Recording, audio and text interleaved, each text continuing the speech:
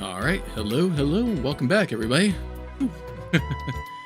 Apologies for the technical difficulties there. Hope that you guys are all doing well. Hope that you guys are all ready for this 13-year anniversary special there, where we are going to be playing a classic here on the channel there, a game that has gotten quite a bit of views on the channel here in the past there. We are going to be playing some Parasite Eve for you guys there. Welcome on in there. Welcome in, Rex. Good to see you. And yeah, this is going to be not a regular playthrough there. We are going to attempt a speed run of Parasite Eve. So my first full attempt of a speed run on the channel there. Like at one point I did try Final Fantasy VI a ways back, but you know, that did not go well. This one I do hope will go better there. This is a game that I am super familiar with there. Not that I'm not familiar with Final Fantasy VI, but you know, with this game there, I have a very good understanding of everything there. Thank you, Poichi, for the happy anniversary message there. Happy YouTube anniversary to the RPG Tour Guide channel there. 13 years, that's hard to believe there, guys. And yeah, let me go ahead and get my speedrun notes pulled up and set up here. And try to get all my different things ready there. Hey, Johnny, welcome in there. Welcome in. Yes, we are now here. So, yeah. This will be slightly familiar to anybody who watched the original Parasite Eve Let's Tour on the channel there, because we are technically using one playthrough worth of an upgrade to that file. 13. Remember when you were 13? Yeah. Stuff always happens. It sure does, again, right? Sure does. Welcome in. So, yeah. We're going to go ahead and get things set up here. I think that I've got everything good to go there. It is going to be, the speedrun is going to be a New Game Plus version of the game here. So we're going to be using this cleared data there. You can see it's the start of round 4. So, like I said, in the Let's Tour there, we did the full playthrough from start to finish normally there. Then we did a second full playthrough where we did the Chrysler building. This file, I finished that file. This file is where I finished that game regularly, so I could save the game for the New Game Plus. And I did one more playthrough to get the weapon and armor a little bit more set up to where I need it to be. If you remember, if anybody watched it back then, the game that we finished the game with before had a rate of fire of 10 set on it, and we don't want that, especially not for this run. We want a very low amount of bullets being shot, so we actually have no rate of fire on this weapon that we're going to be using, so it's just going to be one gunshot per command. Like getting over something? Could be. Working my way through it there, yeah. Why speedrun is always a bad idea. I missed that there, getting right there. That was going to be speedrun, but are you going to ammo trick at the start? The ammo trick at the start. I will not. I'm going to be ignoring that guy there because for the most part there we should be. Poichi watched it. I appreciate that. We should be good on ammo there, just basically with what we have. So going to try my best there. We'll see how it goes. As per normal there. So once we click this, and after we click on this button, then time will officially start. So we're going to go ahead and try this there in 3, 2, 1. Let's go. Speedrun, baby, speedrun. And I do see, I've seen on the leaderboards for this game that for the most part, it seems that people play on the PSTV. That appears to be the fastest way to play this game as far as load times and whatnot. I am playing on emulator there. This is the Duck Station that we're using currently. That's just the easiest way for me to capture footage and to have my save game and everything like that from the last time that we did this. So this is an emulator run there. Those tend to be a little bit slower on load times there. So we'll see how that all translates to me. I am playing this a little bit differently than I've seen on the other playthroughs I've glanced at there for speedruns. My weapon setup is a little bit different than theirs are. If you remember, or anybody seen any of my Parasite Eve videos, there is an add-on that is called like an attack all. It hits all enemies on the screen. Most That's actually very good too. Yeah, I really like it. Most speedruns I've seen have used that attack all command, but I've decided I'm going to go with the burst command, which allows me to hit multiple targets with a single bullet. So we're going to see how that translates. Maybe be able to take out groups of enemies a little bit faster there. We'll see. We'll see how it all goes. Again, seeing how it all goes there. Let's see how we start out the run here. With our date here at Carnegie Hall. And our protagonist, Aya Brea there, which we are going to keep it as Aya. And a lot of the dialogue there you're going to see, even though I'm like tapping, mashing it there, a lot of time there you just kind of have to wait for animations to play out. So yeah. Oh yeah, no problem there, Rex. All right, so first thing first, we are going to change up our weapon there. We are going to put on our tour guide weapon, our guide vest, and we are going to bump our active time battle with our BP that was left over from the last game, from the last run through that I did off screen for you guys there. So you could, if you were paying attention there, like I went through a little fast, but not too terribly fast there. Our weapon is a little over 500. Our armor is a little over 300 as far as like the main two stats for the weapons and armor. Most runs I've seen have had the fully maxed out armor and weapon, which, you know, would make sense there for a New Game Plus playthrough. So that's another place where my playthrough might be a little bit slower than theirs, because I do not have a fully maxed out loadout for this weapon and armor setup. So, you know, for the vast majority of the game, my setup is going to be one-shotting everything, even not at fully max powered. But there are going to be some bosses and things like that that'll take a couple shots there. There are the very end game bosses that are going to take a couple rounds of combat, so we're going to see with our active time boosted up there. I haven't actually played it with the active time boosted the way that we did with those bonus points there. I've been putting the bonus points into the weapon and armor for those stats, for to get those stat gains there. I don't really need to be mashing there, because this is all on its own there. I don't even have to touch the button there. It's just going to go on its own. Is like the play is all based on this movement there. Everybody following their animations and everything. So yep. Really, we can just relax a little bit here until we take back control here, so we can get to watch one of the best openings of an RPG, in my opinion. There, one of the best hooks in an RPG, with the incident at Carnegie Hall here, with our actress Melissa singing on stage here.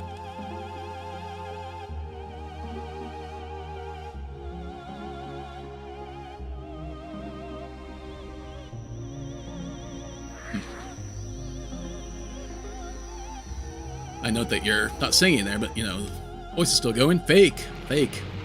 Pre-recorded. And everybody gets lit on fire.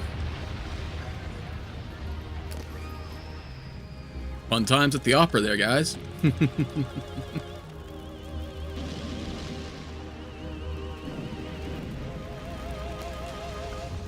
Ironically, I almost hit this game today. Nice. I recommend it. Like, for as much as I've covered it on the channel there, you know, highly recommend this game. One with Radiata Stories on PS2. Okay. I don't think I've played that one there. I have seen that there. Like, I can't remember if I had that one or not.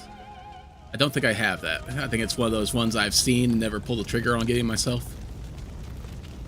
And burn, baby, burn. All right, go master some text here and then run up on stage. Get out here. we got places to be, buddy.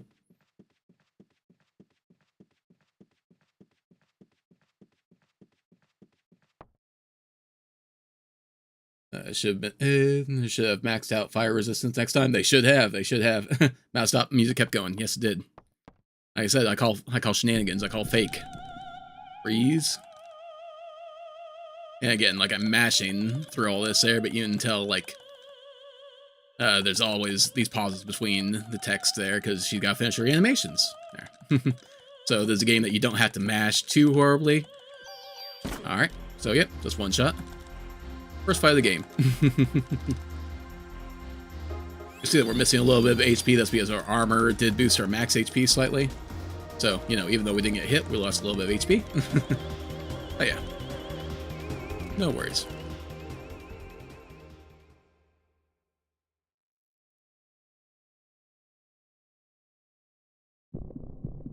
I feel like I would.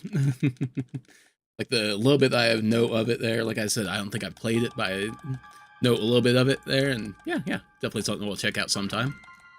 Either on the channel or not. I like to do stuff on the channel knowingly, going into things, knowing what I'm talking about and everything. Every so often the blind playthrough is fun there, but you know. Alright, mash through this there, so we jump down. And we are ignoring going out to the police that are showing up there to get 60 ammo from the one guy. Which is a shame there, you know. Casually always do that there, go get some extra ammo. But you know, right now, our gun has, I think, around 250, 300 bullets, something like that. And that should be enough to get us through the game, honestly. Okay. Oh, that girl, it couldn't be. No, it couldn't be. It's true, it couldn't. Alright. Hold up to run through here. And then we will get another cutscene of the game here. Another great hook cutscene with the mutation of the rats. Haven't seen it in a while, so this time I want to see it. Just did it. Yep. Gotcha. Yeah. You know. No shame in ever pulling the trigger on a good RPG. Speaking of pulling trigger there, let's hope that we can get the first shot on the rat here. One of the things that we do have on our gun is the quick shot there, the quick draw. That lets us get the drop on the enemies for the most part. So, yeah. For most part, you're going to see us going first in battle. Not every time, but you know, most of the time, hopefully.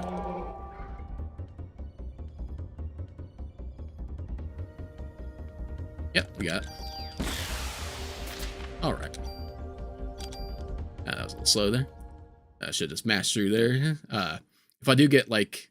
I'm trying not to get too many items there, because we're not going to be boosting our inventory a whole lot.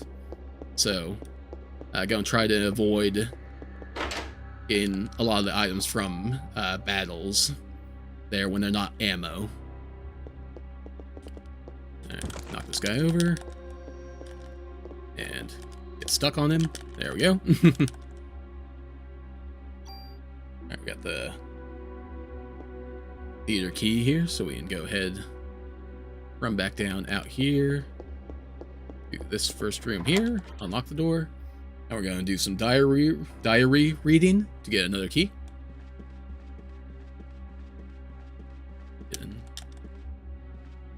to the trigger there we go.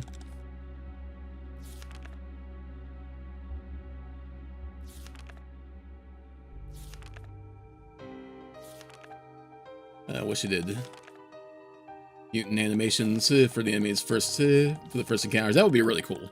That's something that if they did do a remake of Parasite Eve, I'd love to see more of those creature animations, those creature mutations. That'd be really nice. Really nice to see. All right. So now that we got that key there, don't need to do anything else here. We can just go up to the boss room. Well, one of the boss rooms.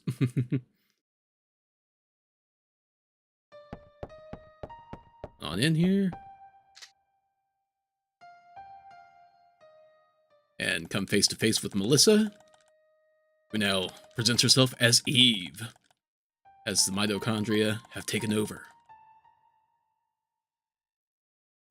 And more cool cutscenes here. More cool transformations. As Eve takes a shape that will know her for most of the game.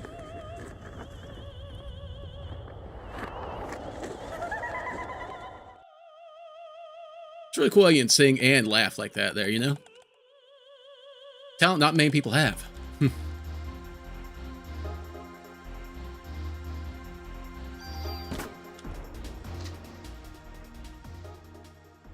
Alright, one shot and done. I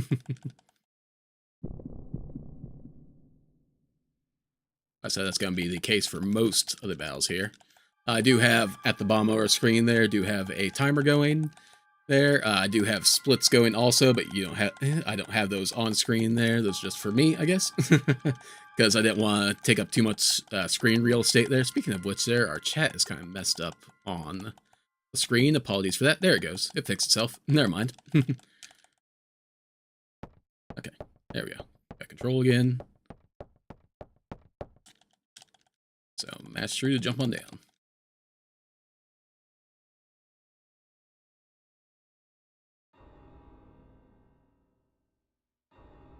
And time to go through Heavenly Gate, I guess. Gonna have 2 battles here. And this is kind of where I think that my playthrough is going to be a little bit differently than, going to go a little differently than some others there.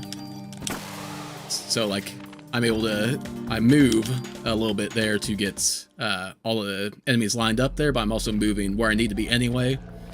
Whereas other playthroughs of this I've seen just stay still in one spot there and use their attack all to get all the enemies here. But yeah, gonna line up. Okay. Alright, missed that one there, but that's okay. Let's get this guy real quick and run. Alright. So now we're going to try not to pick up any more items. As best we can. Go around that. I thought that could have gone to the left a little bit, but not the case apparently. A hidden room up into the right there with some goodies there if you're playing casually, but we are not going to go that way. Because we've already got our weapon all set up and good to go. There's apparently a way to skip a battle in this room here if we hug this wall there, but I'm not 100% sure if it... Nope. Okay, we got it there. And it just didn't quite hug it well enough there. That's okay. Dang, that was quite a walk there. Oh, well, good enough. Alright, and gain a level.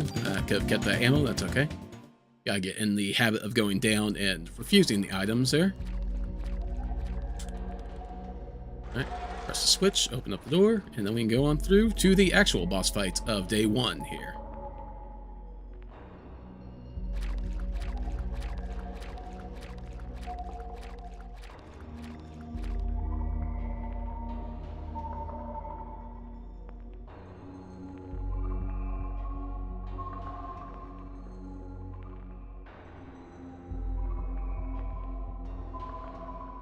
And then day 2 starts off with a good bit of exposition and talking to people there, so a whole bunch of mashing for me. I am hoping for this to be like around 2 hours 15 minutes is the runtime I'm hoping to get. We'll see how it goes for sure there. Like, this is the first time I've ever gone through this, like, full start to finish there. The playthrough that I did before this, I did grab a few extra things there to boost my gun a little bit more, and I also was taking notes as I went through. So that's why I got my notes on the side here that you guys can't see, but I can see. So that's why I'm going to be referencing as we go through here as best as I can. Try to remind myself of different points I need to keep track of. Doing it in one sitting, yep, there's all in one sitting there. So like I said, there should be around 2 hour 15, 2 hour 30. We'll see how it goes. Like I said, first time for everything. We'll see how it goes. Well, let's trust the process here. All right, 2 targets, sure. Nope, no there aren't. All right, now we just go ahead and mash through to the end of day 1.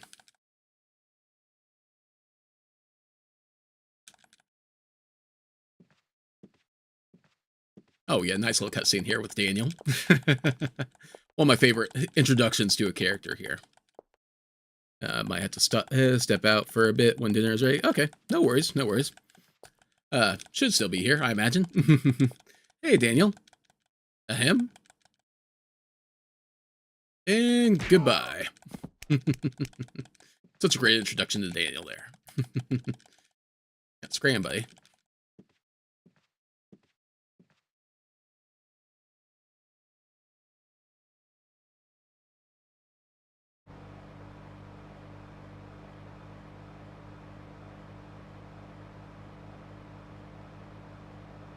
And so, like I said, they're mashing through the text boxes there. You're just going to see a lot of kind of like head nods and arm gesturing there, hand gesturing, as the text would finish there around the time that, you know, their little animations would finish up. But, you know, don't have time for that. All right, but now we should have a little, like, time text scroll here.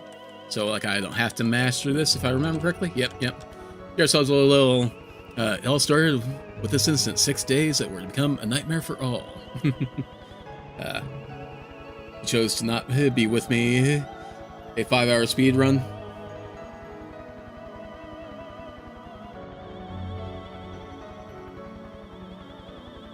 Did I? My apologies. What speed run was that?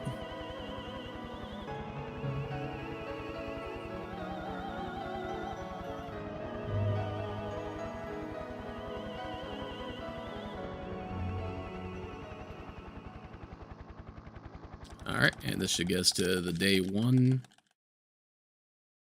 clear. We'll get some bonus points that we're not going to use. Yeah, on to day 2. And yep, that's day 1. Alright. Might have been a little fast on the split trigger there. That's okay. Alright. Talk with everybody there. Let them know about the magic here. Been a while since you've seen this.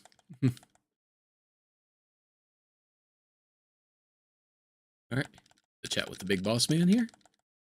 There's a mod permit there, and now we have to go down to the weapons department. Have to introduce ourselves to the various people of the NYPD here. Barely missed that doorknob there.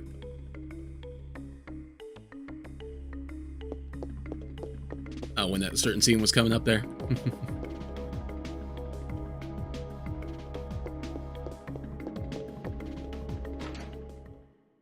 Alright, run in here and talk to Wayne, who's going to be behind the counter there, but we don't want to talk to Wayne, we want to talk to Torres. Got the crap, Wayne, where's Torres? You're never going to be behind this desk here. Oh, Matt, you chose short game, unlike my dumbass chose a 5-hour run. Gotcha. Yeah.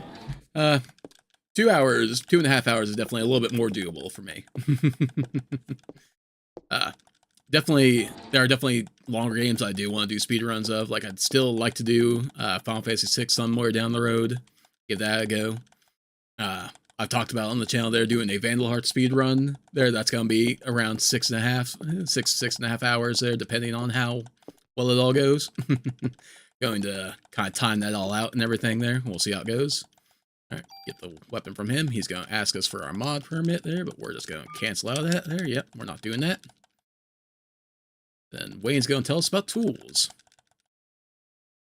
Most useful mechanic in the game, in my opinion. Being able to move parameters and stats around our weapons.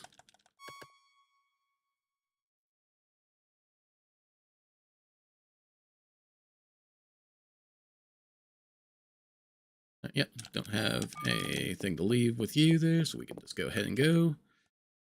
I was going to say, if you didn't, yesterday it was my fault, hogging the computer yesterday. Oh, no worries. Poichi was playing a game I got there for Christmas there, so yeah. Okay, go over here and talk to Ben now.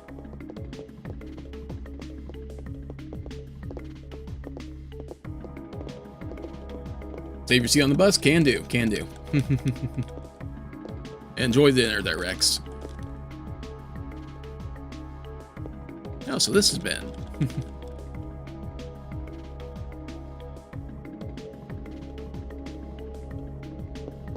And poor Ben gets runs off there. As Daniel didn't want to go to the concert at Central Park tomorrow. Or today, whichever day it is. Today, I think. Yeah. Tonight. Okay, so after with Ben, we gotta go talk to Baker again. Come on, go around the thing. Whatever we were stuck on there, there's nothing in the hallway here, but you know.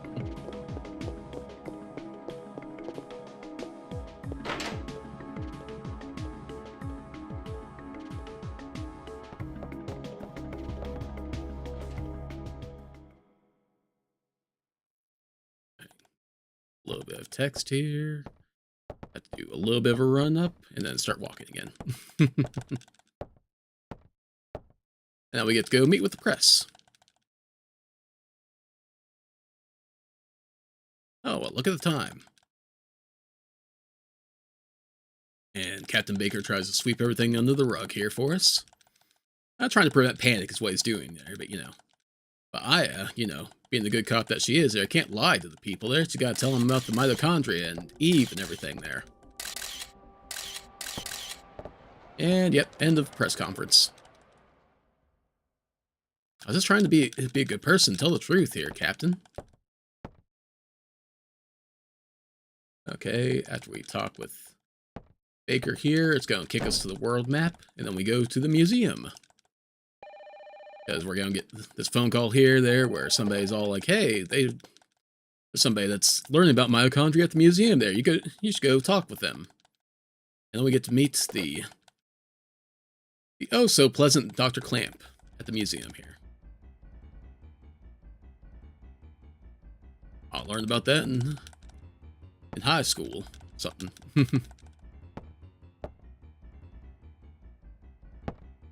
Ready tour, well, always seat for anyone who wants to ride. Indeed, indeed. Always have a seat ready. Alright.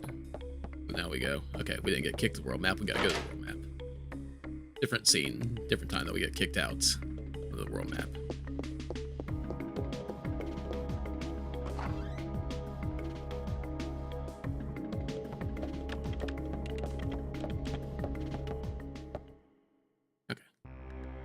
Nice world map music here.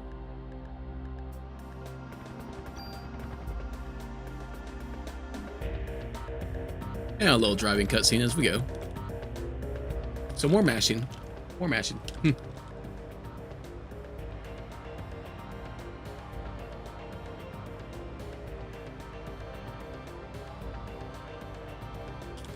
Talking about what a weirdo we're going to have to deal with here with Dr. Clamp there, and Daniel telling us to let him do the talking, I think, something along those lines. Say anything that you shouldn't there, like she did at the press conference there, quote unquote. Alright. Let's run on up here. And a slow run up these stairs here.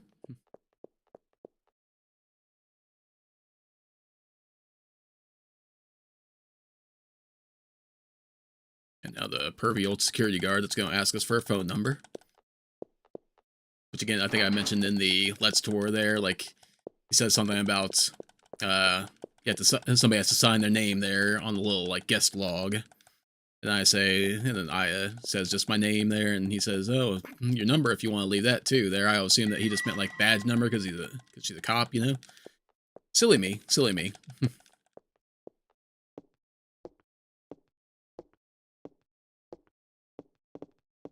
Alright, run up here there so Daniel can yell at me to go sign the guest book. YouTube froze for a second there. Okay, hopefully, very temporary thing there. I did get a thing popped up on my end there, but everything else looks okay right now.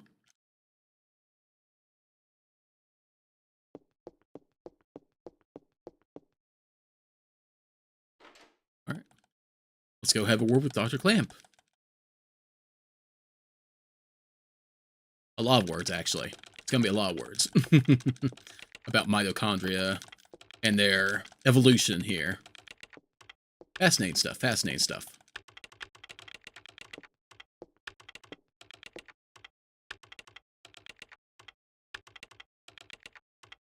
I'm surprised that somebody hasn't turned the... Hey, OBS is telling me we're reconnected there, but YouTube is not telling me we're back up yet. If we are back up, if you're seeing this now there, all you missed was a bunch of me mashing through texts there, so you know. More talk of mitochondria and the like there, so done with our talk with Dr. Clamp there, tap over once there to get back to the New York Police Department. And apologies for that there, hope that you guys are all back with me now. I think that everything's back up there. Oh god, had an ad, when I came back it was froze. Okay, glad you're back, Poichi. So yeah, hopefully everything's good there. Like I said there, internet did have a hiccup. Oh hey, Chris, welcome in.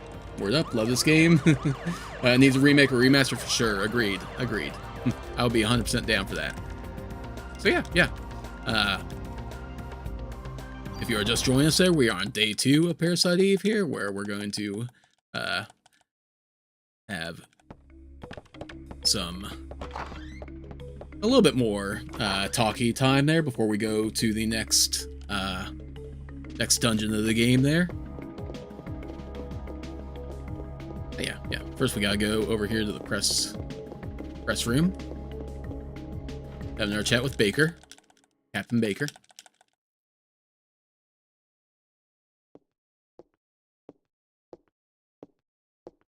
I like our little flow chart on the blackboard there. Melissa, squares, circles, squares, square. Eve, Time or Tim in the corner there.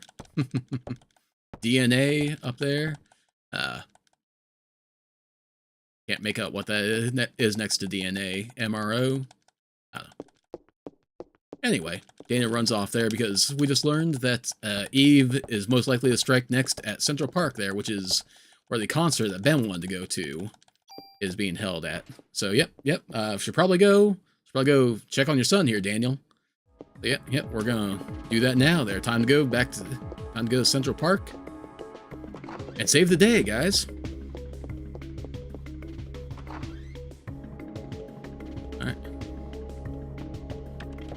So when we go onto the map here, it'll automatically take us to the Central Park option there. After this little cutscene here, because more cutscenes. I love these cutscenes. Yeah, Daniel's in a hurry here, guys. Daniel is in a hurry. So we won't have to select Central Park there. We'll just automatically start hovering over it. And Central Park should be a fairly quick run through. So yeah, she's gathering up a whole bunch of people in one place there. Is it going to be another instant just like Carnegie Hall? Are we going to have all these people burnt to death? Another concert? We shall see.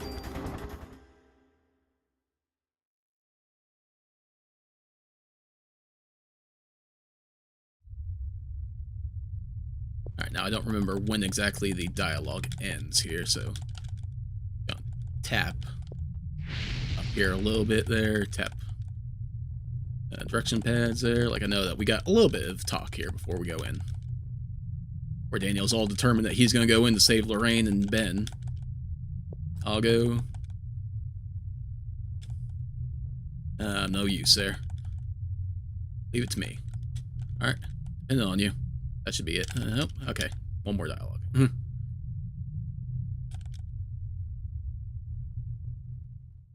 Okay, there. The music stopped there. That should be my cue. Run. I didn't want to accidentally talk to him again there. Let's take a wrong turn in Albuquerque. That's fair point. Alright. Well, I was playing through before there. I accidentally got stuck on this treasure chest here in the trees. We'll go down in front of the treasure chest there. We are going to get into a fight here. But this is another point where I think that my method might work a little bit better than others I've seen.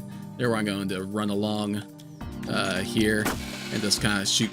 Well, apparently didn't get that one there. Okay, fine, fair enough.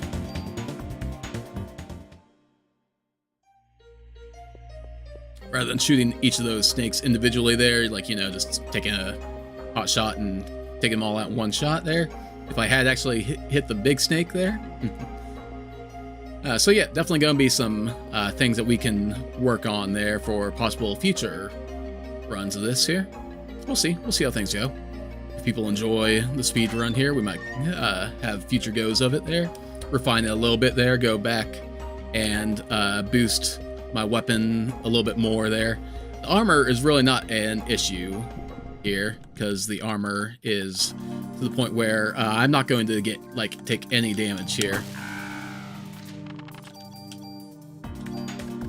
Make sure I don't pick up any of that junk there. I'm not going to take any damage throughout the run, really. Like, I think that maybe some things will do single digit, 3 or 4 damage to me, but for the most part, I'm basically invincible with the armor that I have on already. So yeah, no worries there. Alright, so we go in here. And yep, go in, and we want to get to this drawer here, get the zoo key, and now we can leave.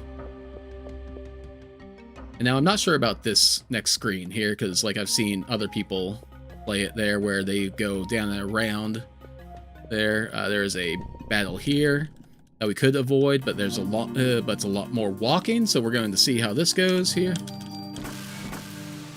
All right, let's kill those guys there and then just run up there. We'll take the ammo. Why not? And that's going to get us onto the screen that we need to go onto. Don't forget the key. Yep. It's honestly an easy one to forget. Alright, and then another instance where we should... well, didn't get that one crow there. Our ATB, our active time, is pretty good there, where even if we don't get all the enemies at once, there we're pretty quick for our next turn. So yeah. So again, hopefully a little bit faster there. Maybe I should have waited for the birds to come at me a little bit there. That might be a way to go. Just to wait a hair. Still amazed on the crests. Alright. Get those two out. Well, took that jump there, but that's okay. We'll deal with it. Still amazed that some of the crests in the game have multiple things in them. It's random what you get. Oh, the chests. Yes. Yeah. Yeah, I really like that there. That gives it a slight randomness to it, where no two runs are going to be exactly the same, where you could get some awesome bonuses in one run, where you're not going to get those same boosts in another. Especially nice when early game you get those like +2 to your offense, +2 to your defense, and all that. That's awesome to look forward to when those come across, when you come across those.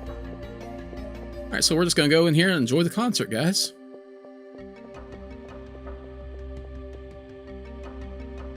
Nothing unusual about it. Right over here, as the holiday season is upon us. Happy holidays, guys. Oh, you ready for some music? Let's listen.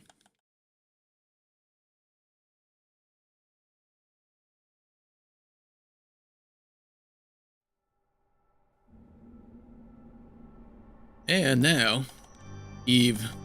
Not settling for just setting people on fire anymore. No, she's got upper game here. She's gonna flat out melt people in their seats now.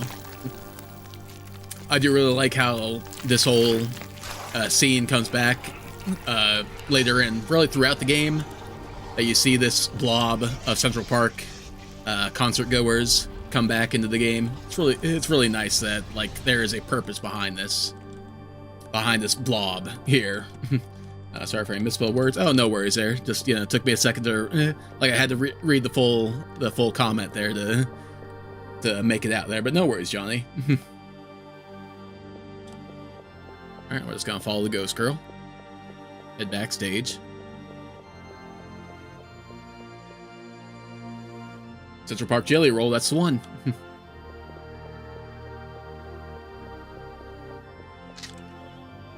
Alright, more talk with Melissa or Eve here. Not gonna be ruining your plans, huh? Foiled again. Oh yeah, stop. Alright, and then we just go ahead and run.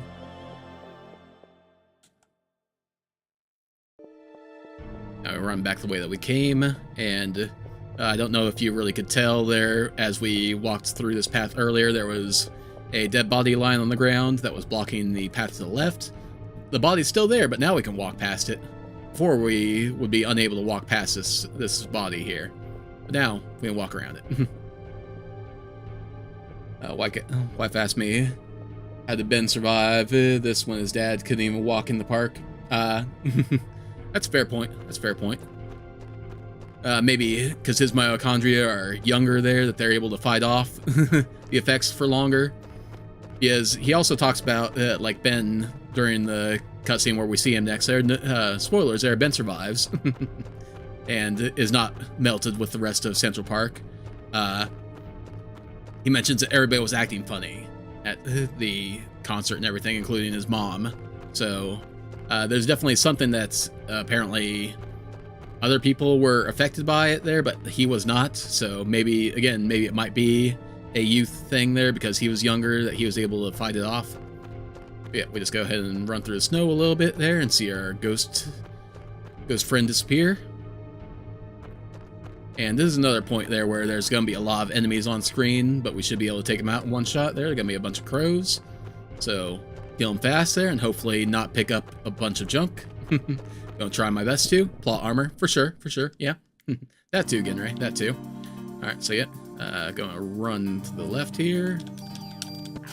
Shoot them all. Alright, got the level up. Ended up pick up junk. And a good thing about, like, positioning myself during those fights there, like, I need to be walking to the edge of the screen anyway, so if I can walk to the edge of the screen mid-fight there and then shoot, you know, just works just as well. Wife and I agreed so much. Alright. And now we get appearance of a grizzly bear. Alright, let's go run on over here. Kill everything one shot? Okay.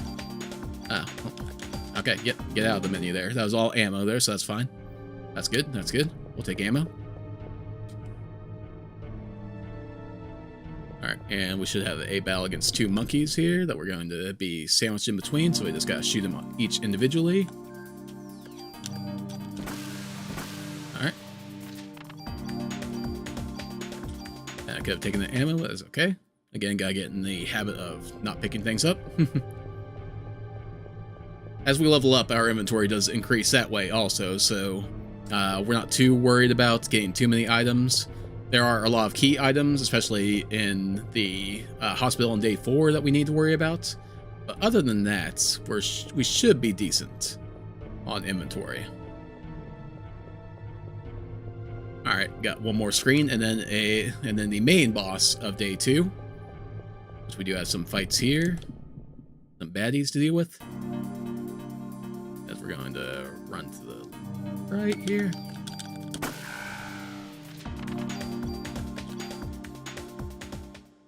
And we'll see how this boss fight goes here.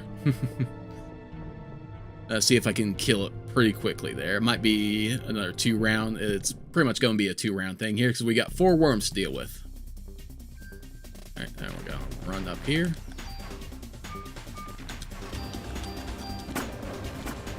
And get this quick. Nope. Nope, missed him. Alright. Oh well, come on up here, guy. Right. There we go. And another level up. Another 2 level up. And a bunch of defense that we're not picking up there. Feel bad. Feel bad. But yeah, another boss down. Burning everywhere. That's what they do. That's what it goes. That's the way it go. Boss rewards ammo or other items there. This boss rewarded defense ups. I think it could also give you ammo plus 30 in place of the defense boosts. But gave us 4 defense boosts, which again was bad. It felt bad to cancel out of it there. Just, you know, not going to go into the menu to use those. So yeah.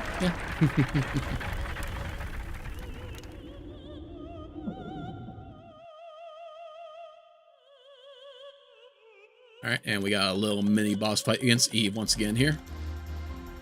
Why you choose to start with the humans? Well, I am human after all.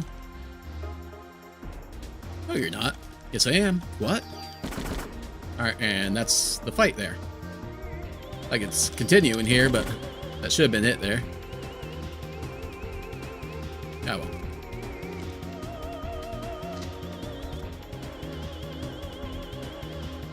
I think this one has a delayed kill there, but you know, either way.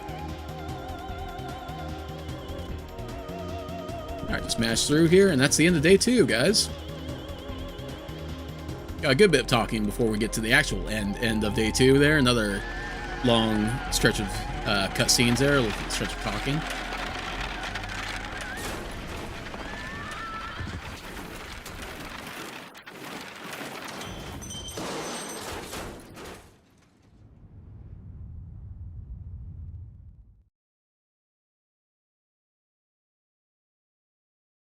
As I, you know, doesn't follow the age-old advice of don't get in cars with strangers there, or horse-drawn carriages.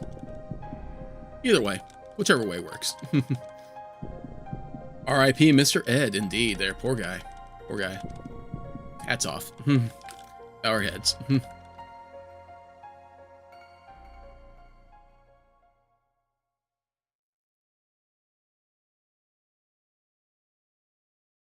Alright, and this is where we get to see that Ben survived. There he is. Hi, Ben.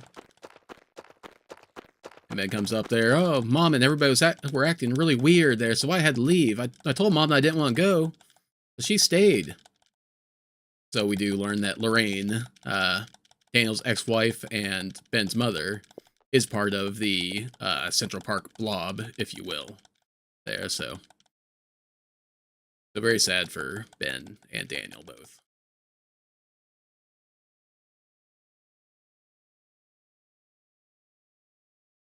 I don't know if they're fully divorced or if they're just separated, but either way.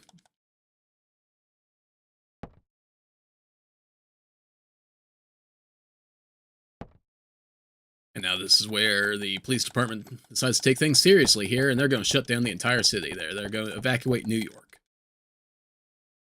Daniel comes in. Anybody see Naya? Everybody just looks around. Nope. Alright, so Daniel goes on the hunt for Aya. Should we stop him, boss? No, let him find Aya there. Alright, now, you guys go evacuate the city. Easy task in one night. Like, it's crazy there. They basically evacuate the entirety of New York City in a single night here, because, like, you know, obviously we go on the next day there, it's day 3, and New York is deserted, minus a few key people in the story.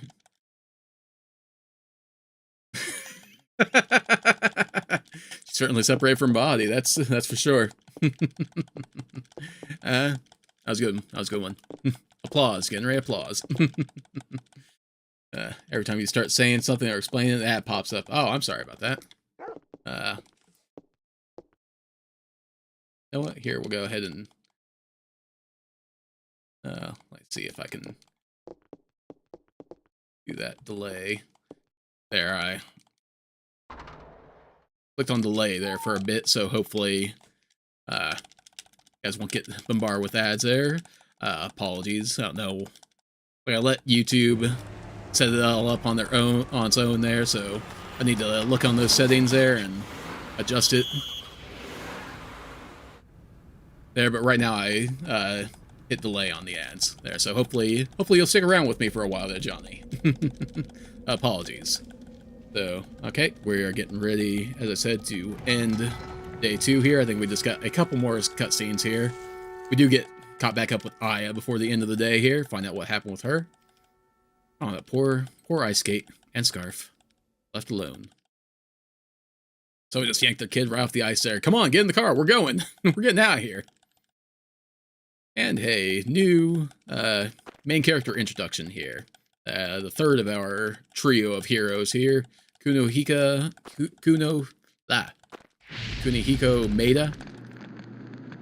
Or Maeda as the game dubs him. If I'm pronouncing it wrong, apologies. Because it took me like 3 tries to say it the way that I said it there, you know.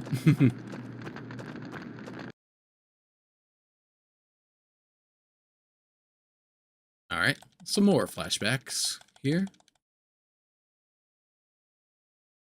Where is this? A hospital?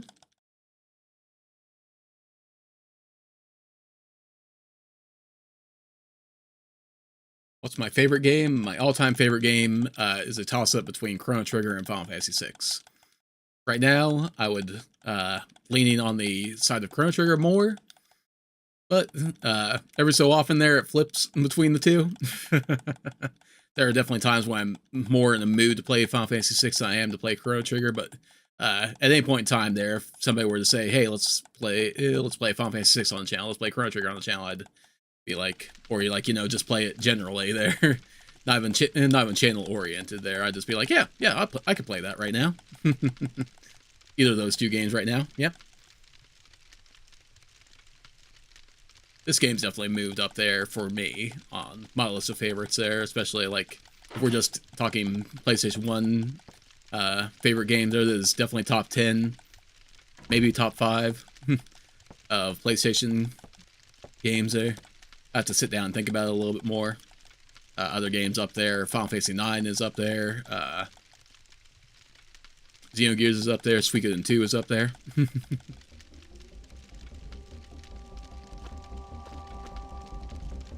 I just appreciate the the way that this game does it. There's a lot of interesting mechanics that this game has. I just love the way the gameplay feels. And I do appreciate that this is a shorter game there, like, you know. Even in my, like, 100%, like, Let's Play playthrough, I think it was right around 7 hours is how long this game took. Like, with not, like, with explaining everything, getting all the little different treasures and everything like that, showing off all the different little secret areas. 7 hour game there. Like, you know, I appreciate this a shorter and on the RPG spectrum there. Not bad, not bad. Opening scene was interesting. Yeah.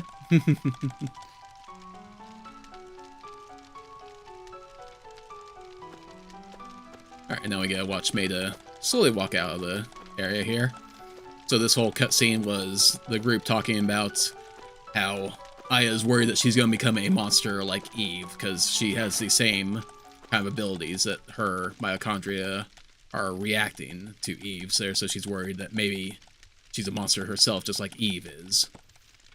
And of course, Daniel's all like, "You're no monster, you know. Best partner I've got there," and all that. So, gonna let Aya sleep on it there. Work through those feelings overnight here.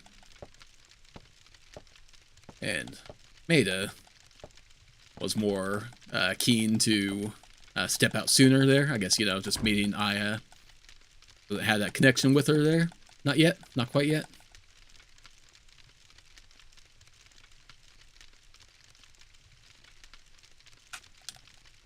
Alright, and that is the end of day 2, officially.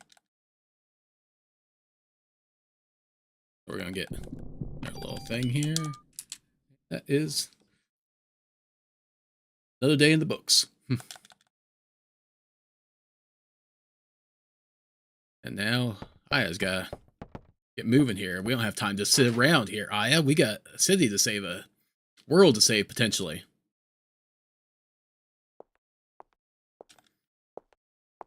Really, Aya, you're not a monster until 3rd birthday. Right, right. Maybe someday I'll get to that on the channel there. Got a lot of games beforehand there, including Parasite Eve 2 there, but, you know, anybody who's watching this who is interested in seeing Parasite Eve 2, check out Genray's channel. You know, he's done a playthrough of Parasite Eve 2, so you can check that out for, for the continued adventures of Aya Brea. And yeah, maybe someday we'll do something about 3rd birthday here. But, you know, we'll see, we'll see. Yeah, we do have a little supply gathering sequence here where we have to go to this gun shop here, and there's also going to be a pharmacy that we're supposed to load up on, but we're just going to walk in and out. Nobody wants to see that? Don't sell yourself short there again, right? Are you sure you're a cop there? Oh, well, we don't have any scientific proof if that's what you're asking for. I love that there. Just a little jab there from Aya to Maida there for his comments about not having scientific proof that anything bad was going to happen when he was sitting outside. Okay, I was going to say, I know I can walk on the sidewalk here, game. When he was just sitting outside here overnight there, while Aya could have potentially set him ablaze there.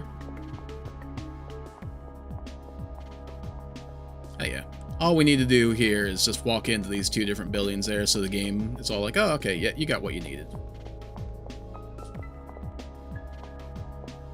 I did fail to mention there another cool scene with Daniel there, where he just shoots the door open for the...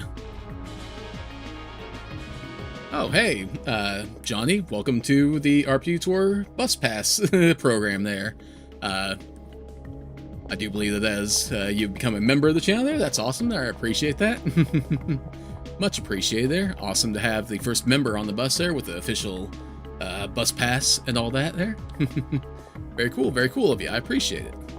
Alright, so now if I can get... I always have trouble getting this door here, like... Alright, let's have him yell at me there. Okay, you're supposed to be up front. Yeah, I know. I'm trying. And when I do that there... Why didn't you? Yes, we're set. Come on, game. Losing us time here. Speedrun game. Okay, so now, left, and over to the museum. Because our good pal Maida there needs a, lab setup of some sort there. Some sort of lab equipment, because he needs to test some things here with Aya. And with, Eve, in particular.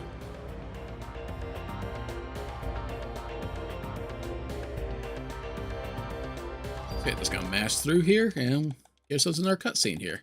And while we're doing that there, send another little appreciation there. Johnny, thank you for the membership there. That's awesome of you. We'll go ahead and give a couple quick shout outs to the most recent subscribers to the channel there. Devil Gore was a subscriber about a week ago there, and I Love JRPGs, a very fitting name there for a new subscriber to the channel there. Thank you both for subscribing to the RPG Tour Guide channel there. Much appreciated. You guys are awesome. And yeah, okay. So yeah, continue to mash here. Thought you had to go to the gun store first, then you can leave. I did go in the gun store there. I went in real quick, then went back to the pharmacy, went in, went out, and for some reason, I don't know, like that trigger doesn't want to work for me sometimes there to get in the front seat of the car there. I don't know why.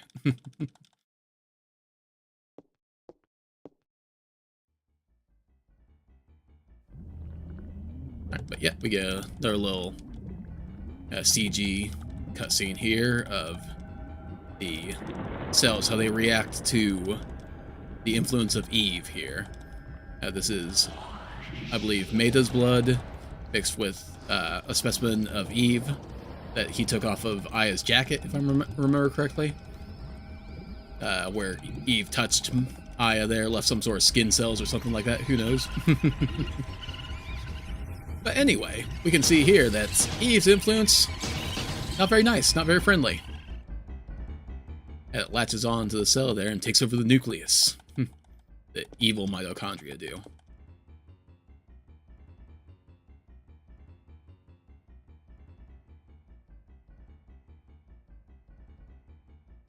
And yet speeding through text here, and like I said before there, waiting for our animations to finish up, really. So really you don't have to mash as fast as you might think that you do for a lot of these cutscenes. There are definitely some where you don't have to wait for the animations to finish there, where you do want to mash as quickly as you can. But a lot of these are going to be like this, where just mashing just a little bit there. Just a little bit, and then enjoying the...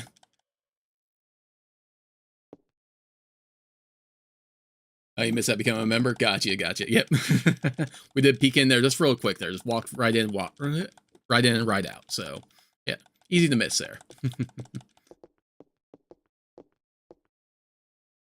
And okay, yeah, we got the cutscene with Maida's blood there. So now he's going to take a sample of Aya's blood. Ouch. And now we get to see the cutscene again, but slightly different.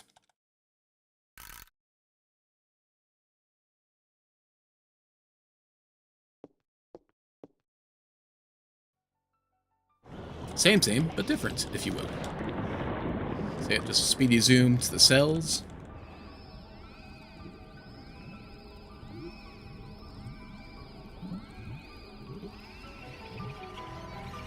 As we can see that Aya's nucleus cells are different there. So yep, just shake off Eve's influence like that. As Aya's mitochondria are working together with the cell there, working together with the rest of the cell to fight off Eve's influence, supplying more power to the nucleus and such. As Maida explains here. I'm, like, you know, ignoring. Hey, I played this a couple times there, you know. Played this and read through the dialogue a couple times. And nice little cutscene here where everybody... Here in just a second there, does a quick turn. Bang. Professor? No bang. I love the quick draw there. As Dr. Clamp steps into his lab, I guess, there, you know, technically, but he should be evacuated there. What are you doing here, buddy? What the team is saying here. He has midichlorians. Oh, no.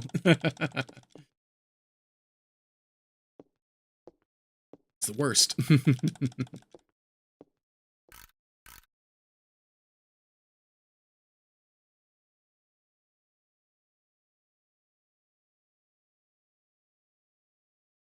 And Dr. Clamp has seen the experiment that Maida performed here, and he is quite interested in these cells.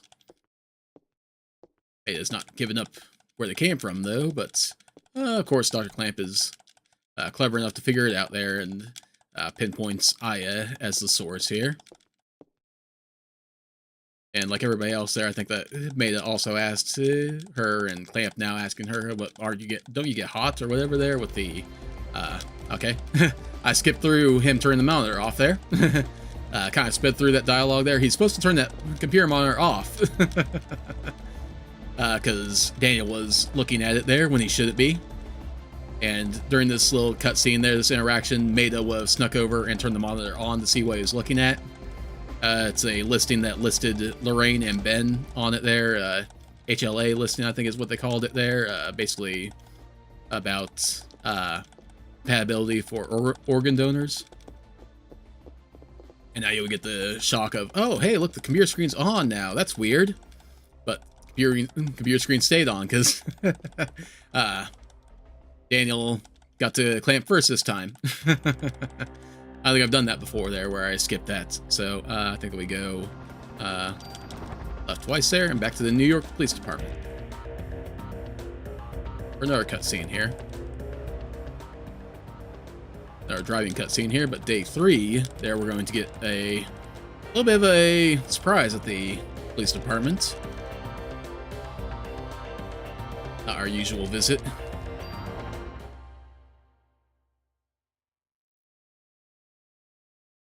As business is about to pick up there, guys, there, as the police department's been trashed there.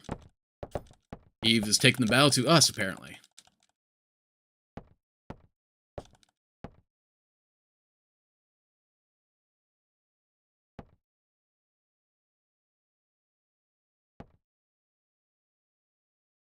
And of course, once again, Ben was left in in the danger zone, if you will, because he is here at the police department there, much like he was at Central Park for the concert. Poor Ben just, you know, can't seem to catch a break here. All right, so yeah, we get a good luck charm from Maida there. That's going to be a running gag, if you will. First thing that we need to do, we need to go downstairs to the weapons department, and we need to check in on Wayne and Torres. We are going to get a fight here in just a second. Against some new enemies. There are these giant dog monsters here. Dang it. Didn't get the other crow. That's okay. Alright. And the dog monsters can drop offense +1s there. That's pretty nice. But nothing that we're getting this time here. As we come in here, Wayne draws on us there, but Torres is down. No, not Torres.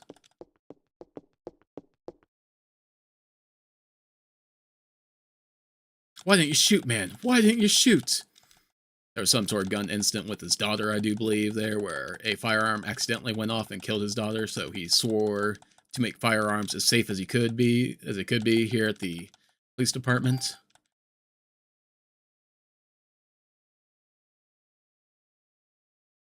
Alright. Alright, take this weapon and go get that monster. For Torres. For Torres, guys. Alright, so we do have a potential, yet of seeing this fight again here. Because we're going over the same spot here.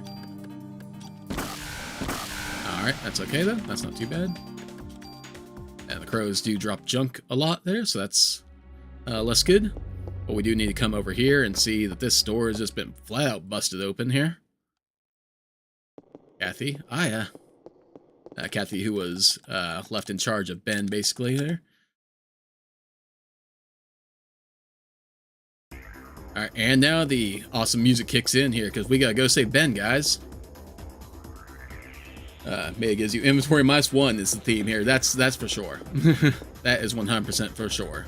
All right, next we do need to head into the office and talk to another one of our NYPD comrades, but we do get another battle here. And we do want to wait just a second here because there's another bird that's going to come off screen. Nope, didn't wait long enough.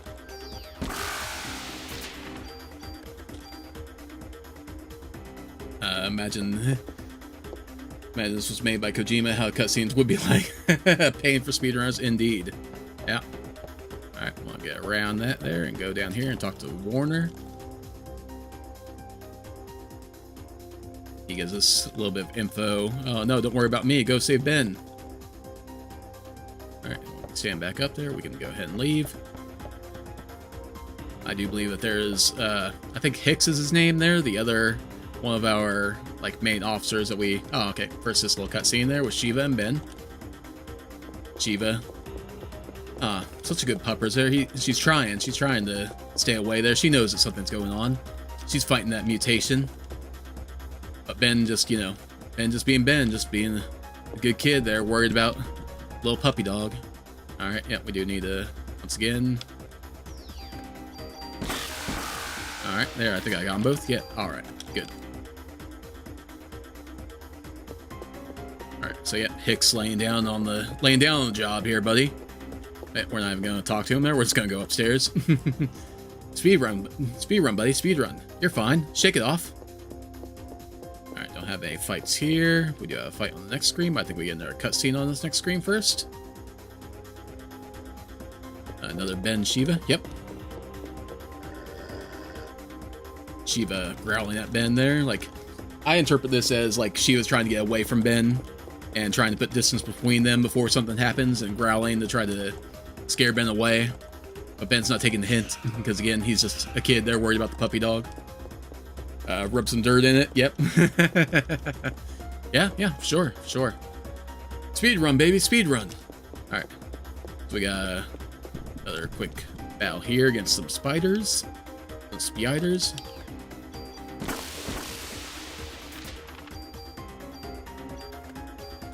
Alright, that cure M there, that cure motion there, if you were to get paralyzed, that would alleviate that, but we don't need to worry about that, because paralysis doesn't really affect us too much during this whole thing. And okay, the last little cutscene here, Shiva and Ben. Ben trying to console her, but Baker knows that something's wrong there. Wait, Captain Baker, there's something wrong with Shiva! Or Uncle Baker, I guess he calls him. That's not Shiva anymore. Close your eyes, Ben. As we get another mutation cutscene there, see another one of Eve's monsters come to life here, as poor innocent good girl Shiva becomes a monster Kerberos, or Cerberus, if you will. The three-headed dog beast. You can take it, Baker. You can do it. Take her down, Baker. Apparently only brought a gun with 4 bullets. It's okay, I got like 200 on me here.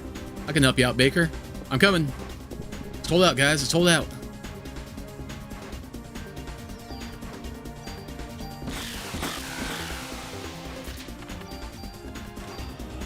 Okay, and that one dropped a tool there. Not bad drop there, but not something that we're getting right now. All right. I do believe I want to hold right here. Nope, I want to hold up. Dang it. That transition trips me up there. Because it seems like I should hold right there, but no, it's up. Let's go up into the right here. I'll hold up.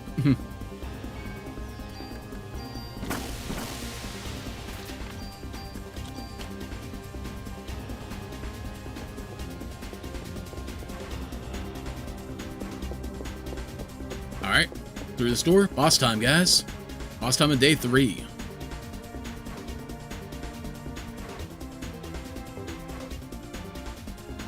Hiya, Uncle Baker's hurt.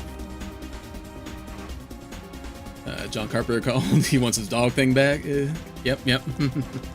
Alright, so we will be alerted here that the Monster has 3 targets this time.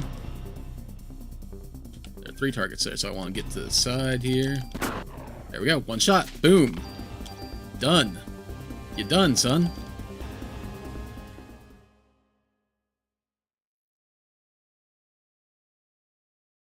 That's another reason why I really like the burst there, because, you know, for instances like that where a boss has multiple targets there, we would have had to kill each individual target, but, you know, 1 shot, taken care of.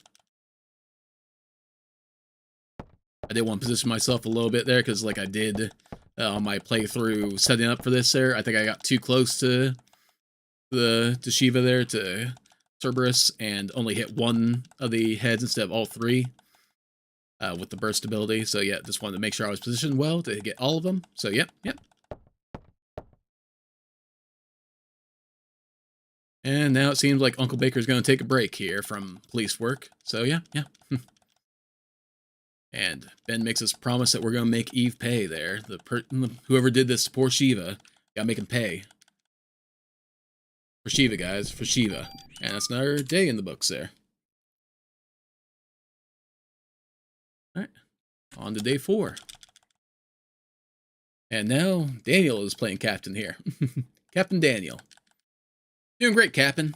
Just don't forget about me when you're handing out pay raises and everything. Well, Molly, 1 shot? Yep, we did. Alright. Yeah, I think I spanned a little bit too long there. Just a second, but that's okay. Alright, we want to go hunt down Maida there now. What the game is telling us to do. I gotta find our nerdy scientist buddy there, who is up with other nerdy scientists in a lab that we walked past earlier. I do appreciate that the police department isn't all, like, cleaned up and everything immediately after the whole events of day 3. It will get cleaned up eventually, but not during day 4 here. I think day 5 it's all cleaned up there, but for right now there's still shattered glass on the ground and all that. Some of the things here, if you skipped them before, you're able to go back for and get now. Not everything, but there are a lot of things that you're able to go back and grab. But yeah, we want to just go in this first door here and have a chat with Maida. Hey buddy, what's up? I think that this is where we begin to learn about the ultimate being, maybe? I can't remember if that's this scene or not there, but the idea that we learn here is that Eve's body, or Melissa's body, isn't going to last for long there under Eve's control, because the mitochondria, the power the mitochondria are letting out, is too much for the human body to handle. So, in the Japan incident, there, the host of Eve went out of its way to find a way to create the ultimate being to have a child that would be immune to the effects. So that's what Eve is trying to do here. She's trying to give birth to the ultimate being that would be at one with the mitochondria, if you will. So that's why we are going to go to the hospital here in just a minute. Right after we're done talking with everybody there. Oh, a little bit of ammo. Not bad. Hey, thanks, Daniel. I don't think we'll need it, but, you know, still appreciated. And now we'll go out to the world map on Mackley and roll over to the left a little bit there. Left twice, and onto the hospital. Which this is a little maze-like there. Not too bad. The real maze-like place is going to be on day 5. We'll get to that one. Hey, now I get to drive. Hooray! Making goop babies, that's what they do. Yep. You've returned. Welcome back, Rex. We are on day 4 of Parasite Eve now. Getting ready to go into the hospital, where Eve is trying to conceive the ultimate being. Alright, I need to run over here, talk to Maida, and get our inventory -1, as Genry put it. Put it so correctly. Maida walks up there. Oh, yeah, getting hot there. Eve's gotta be here. I do appreciate that Eve has a nice little radius there. That's just like the inside of buildings there, so, you know. Hey, thanks, Maida. Yeah, thanks. I'll keep it there. The game's gonna make me anyway. I think that we would be able to go back and put this in storage if we wanted to. But yeah, we don't have time for that. We just want to run over here to the elevator. Can't remember which elevator I want to go. I think I want to go in the bottom one here.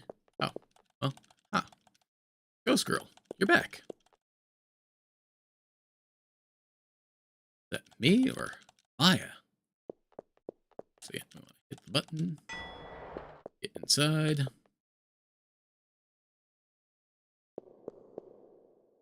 And hit the button. Don't know where we're going there, but we hit A button. That doesn't matter because Eve is just going to decide that we're going down now. She's going to make the elevator crash. But luckily enough, non-life-endangering crash. And the elevator door still works there, so hooray, we're not trapped.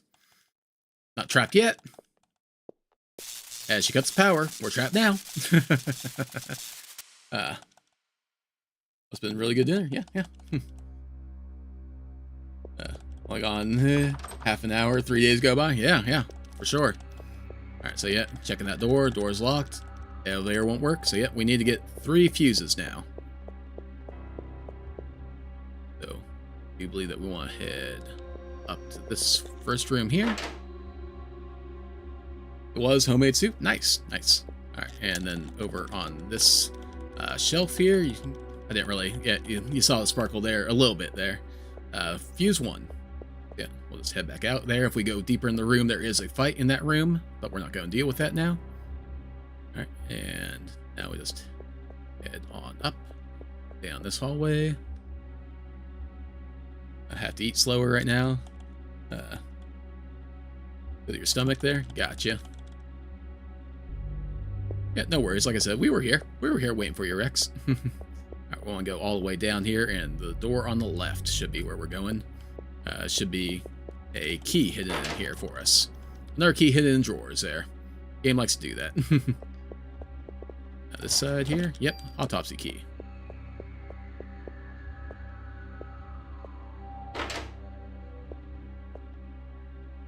Alright, and now back down there was a locked door that we couldn't go through before, which leads to the autopsy room, as you might guess, with the autopsy key that we got. And a couple of fights in that room, I do believe, that we're going to have to take care of. Let's keep holding down for these screens here, and this door on the right here. Door unlocked. Key is no longer useful, so we ditch it there. That's great. I appreciate that, game. Do that more. Anytime that you get a key that you don't need there, you should just get rid of it there. Like, you know, as soon as you use it, it's gone. But no, that only happens a handful of times. Alright, take care of all those guys. Ah, well, took all that there. Didn't mean to. That's okay. I think we're still alright on inventory there. This is the main area where we need to worry about inventory there with the fuses, I do believe. Alright, so we wanted to go run back along here. Reach up here and grab another shiny fuse. And there's going to be another fight here. We have to go down to the left because this body down here has a key card that we need. Apparently the card scanners, card readers still work, even though the power is out. And I could have grabbed that there, but would have been alright, but oh well, no worries. Alright, let's check the body here, grab a key card, and now we should be good to leave. Might get a repeat battle as we go out here, but we'll see. See if luck's on our side, if we avoid it or not. And hey, we didn't get it. Nice. Okay, and then we should go back. Okay, hope you enjoy your stay there. She destroyed the stairs, but we don't care because we weren't dealing with the stairs anyway. Thanks anyway, Eve. I think that there was a stairway back this way. If we try it, like, if we go behind these doors, there's a stairway that we could have technically gone up, but she destroyed it well before we got to it. But yeah, no worries. Use key card. Hey, don't need any more? Get rid of it. Good job, Aya. Alright, and then another ghost visit. Then we want to go in this room here for the last fuse. Or pull a fill out. Keys don't take up inventory space at all. That would be nice too. That'd be nice too. Either way, there. I do, you know, Either way, I appreciate it. There, that should take care of that guy. Yep. Alright, don't need to cure him. And down in this corner here on the floor should be the last fuse that we need. Where is it? There it is. Didn't get to show off its shine there, but would have sparkled eventually. There. We just didn't get to see it. Didn't show it off.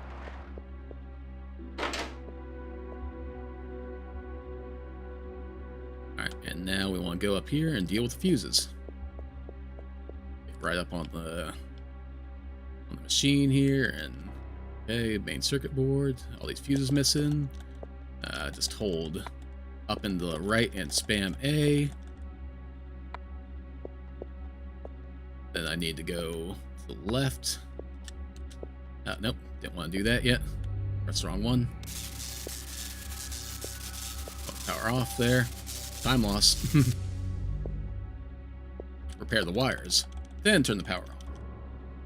1997 Parasite Eve movie is on YouTube channel called Parasite Eve Media. It does have English subtitles. Yeah, found it was distributed by Toho. I didn't remember who it was distributed by. I have seen the movie there, and you know, it's a nice little like combo there if you want to play the game there or watch the movie. You know, I recommend it, but you know, the movie does supposedly, along with the book, there's a book Parasite Eve there that is kind of the original, what's referred to in this game as the Japan incident.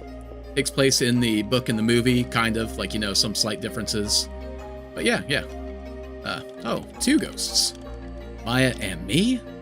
Is that allowed? Alright, so we need to go over here, and we need to save some people now. Alright, gonna get another big group of enemies here, and hopefully be able to take them out in one shot.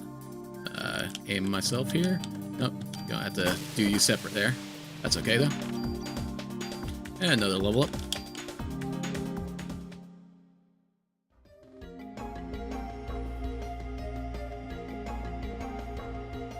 Alright, should have like 2 more battles back in these rooms there as we save a couple people. And these ones should line up a little bit better there. Well, not quite as better as I had hoped. Fine, I'll take out that way.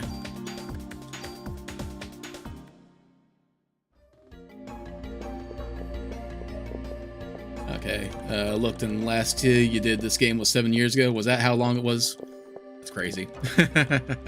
Like, I know I did, like, the Speedy tour, I think was a little bit more recent than that there. The 2 Speedy tours I did.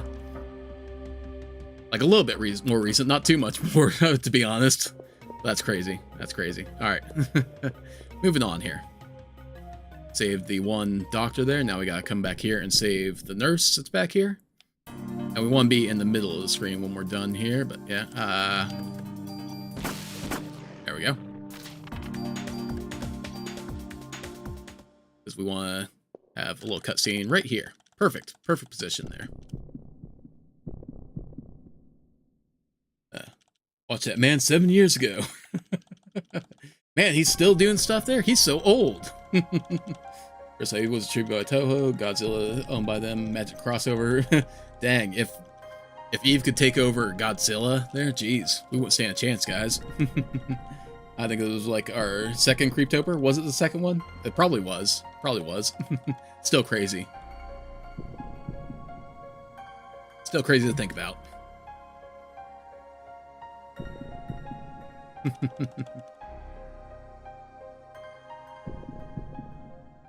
I know 1 year we did Resident Evil games.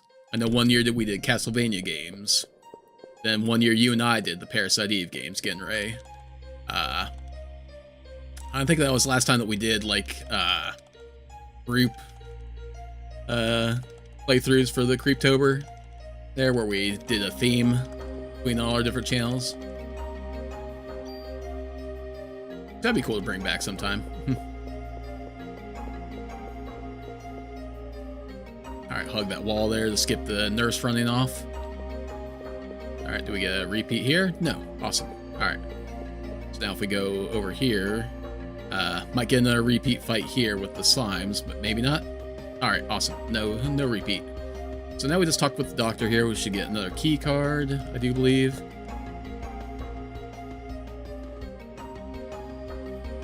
last time we had the theme team up. Yeah.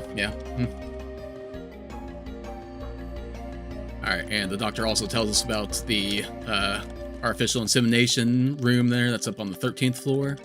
We do need to put a stop to that there. There are some there's a valve that we have to deal with back here. Hey, another key that we don't need anymore. Get rid of it. Awesome, Maya. Awesome. Appreciate it. Alright.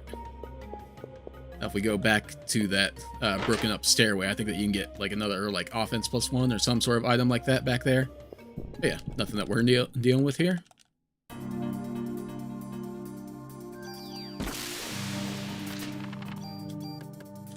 I could just grab the ammo. That's alright though.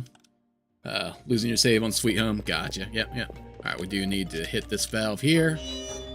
Get rid of all the sperm bank there for artificial insemination there. Hopefully ruin Eve's plans there, but you know, that's not the way that things go. She's always a step ahead of us, or 5 steps ahead of us sometimes, it seems. So, yep, we did that. Now we can go to the elevator and go up to the 13th floor where the doctor told us to go.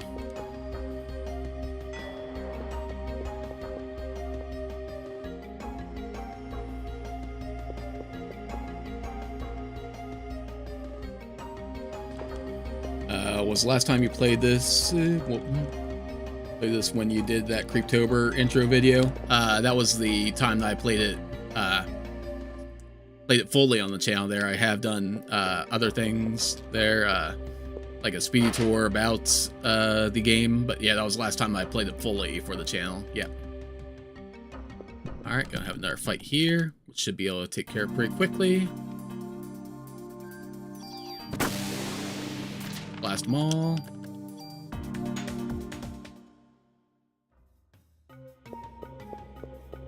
Run over here. What? Push this thing? That's a weird way to open a doorway, but okay. We just press this big red button here to open the doorway that's behind us there. It was previously locked.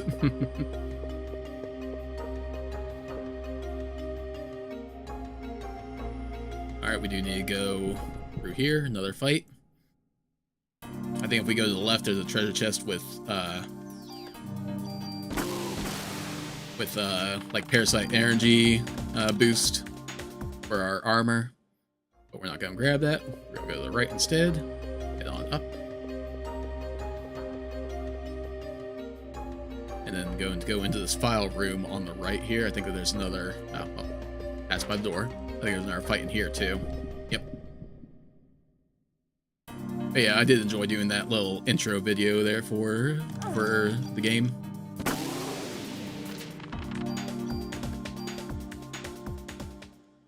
With my contacts and all that there. Alright, so yeah, we need to check 2 of these files here.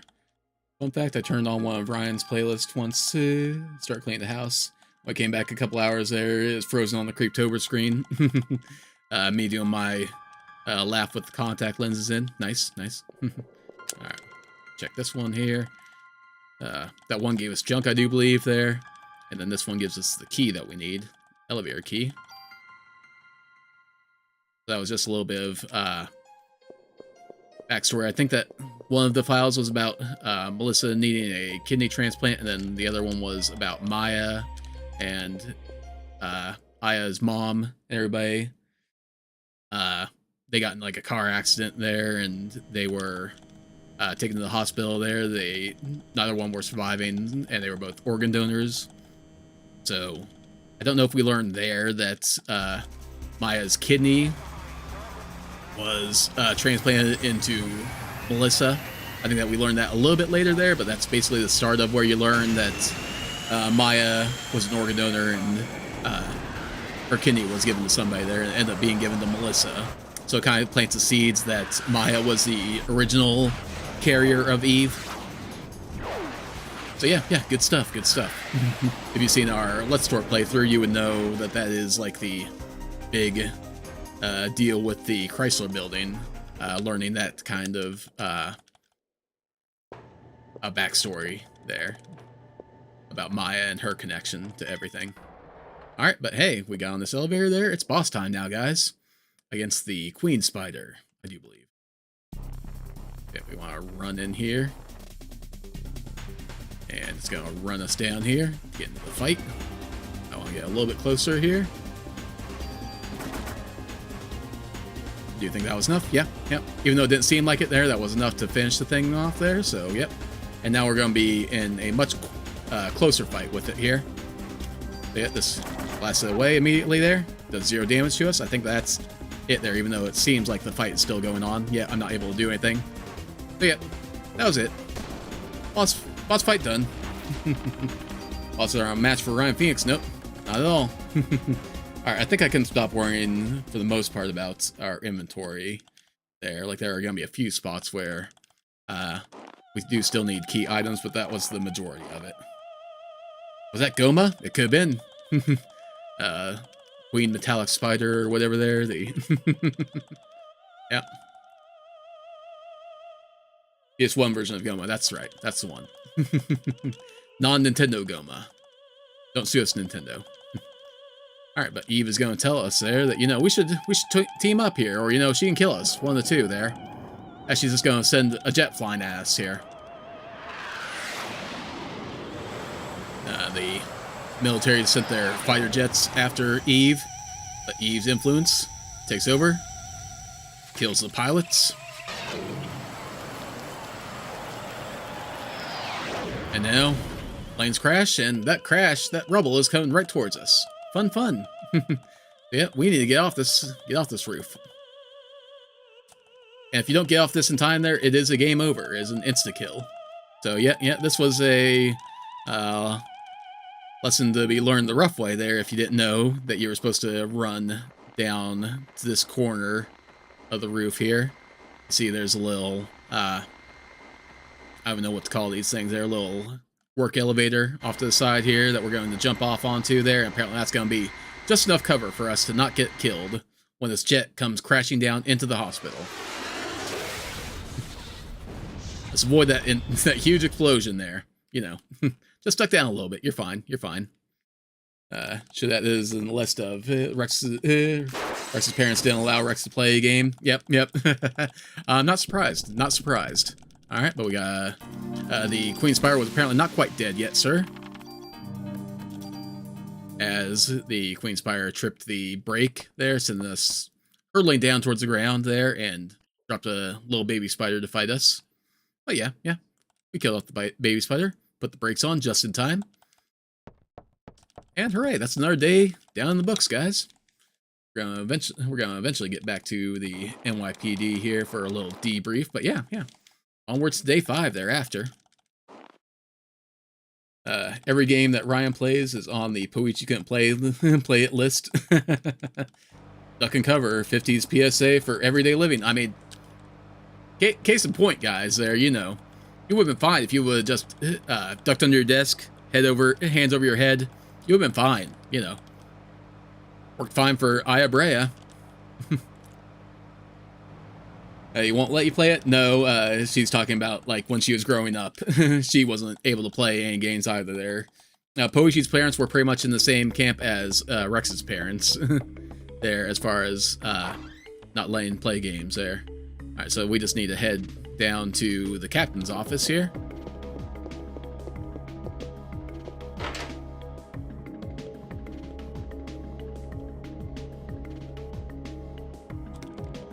Detective Warren's got some new information there. Let's go check it out. He's also in the Iron Giant movie, too. Cool. Oh, yep. Go down here.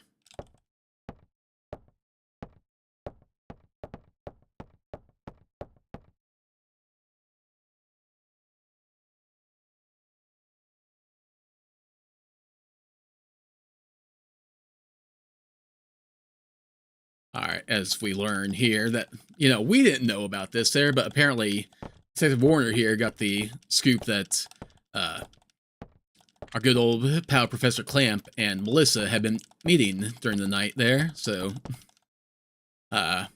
apparently Dr. Clamp is in on this whole Eve deal here, you know. Okay, Poichi, I'll watch you play this and As a strictly Nintendo kid, I'm amazed the content you all had is impressionable young yous there. Yep, yep. Feel that. Ryan just hoards all the fun except for Dark Picture games. That's right, that's right. Those ones she's allowed to play. Alright, and another day in the books here. Alright, not doing too bad, not doing too bad here. Alright, so we just need to go over 3 and into Chinatown, guys. The next dungeon area of the game here.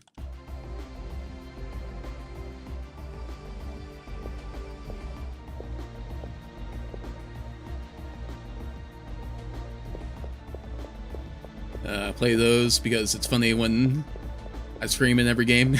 So mad that the new one got delayed. Yeah, that's a shame there.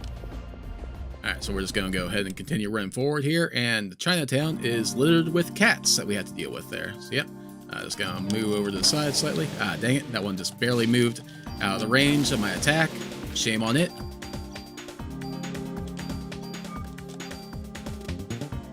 Parasite Mutant is on PC and PS5, but not Xbox. I did hear about that game. I'm definitely going to check that game out when it comes out there. A sort of spiritual successor to Parasite Eve, Parasite Mutant. If you haven't checked that out there, look for a trailer on YouTube there. Definitely worth a look, in my opinion. Alright, 2 shots there, sure. Someone talked to your parents in the PS1 back then. Nice, nice. Okay. That was us to... Had to be Nintendo or nothing. Fair enough, fair enough. Right, and we have Maida here. Checking out the sewers there, some slime there. Looks like similar to the other slime mutants that we've seen Eve take control of before. And hey, another little charm from Maida. Hey, thanks, Maida. I do think that this one you have to keep on you. I don't think that you're able to take this off, if I remember correctly.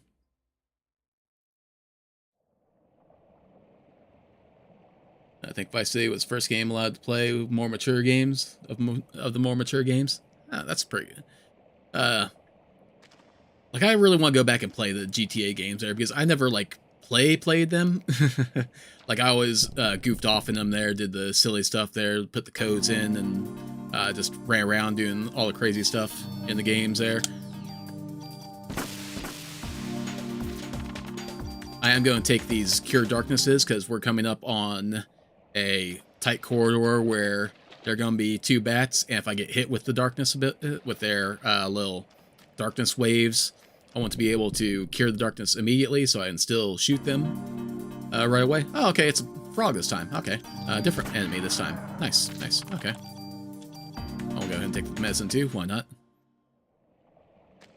Oh, okay, last time I did this, there was bats that came at me in this little corridor here. But yeah, if we keep on just heading down through all this, there we will eventually get to where we want to go. Huh, I thought there was a fight there. I don't think that I skipped it there. I think that... interesting. Alright, well, let's see. They're like going to hold out there? Huh. Yeah, I could have sworn that there was at least one more fight through those tunnels. Yeah, because now we're out. Okay. Alright, well, fair enough there, game. I won't argue. Give me less fights? Sure, sure. Anyway, I take it back. It was probably Medal of Honor. Oh, yep, fair enough. But yeah, someday I'd like to go back and play the GTA games and actually, like, do a proper playthrough of the stories of them and everything. Like, rather than just goof off playthroughs of it. Someday. I'll probably be on my own time there, but, you know, we'll see. Alright, move a little closer. Shoot. Alright. Okay. Don't have to worry about any more darkness now. I think that was the last real bat encounter that I'd have to deal with. So, hooray for that. Alright, and another little cutscene here. This is... Oh, we see the giant pile of slime on this water pump here into the city. Gross. I say a great story. San Andreas 2. I played more of San Andreas than I did of Vice City there, so I did play a little bit of the story on that one there, but did not finish that game. Did not finish the story of that game. So yeah, like I said there, someday I'll get around to it.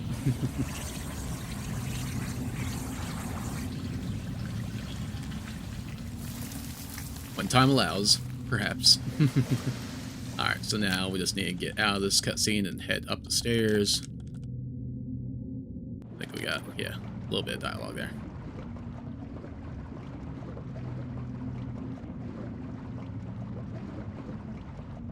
And now we are worried that the Central Park slime there is going to try to get into the water supply of New York City there, and that would be bad.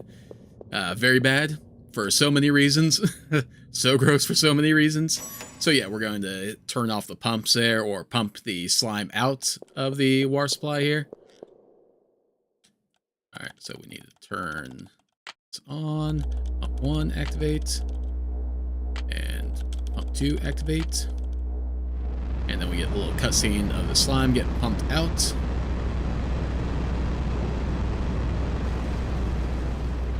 And then we do need to turn the pumps back off there before we can continue.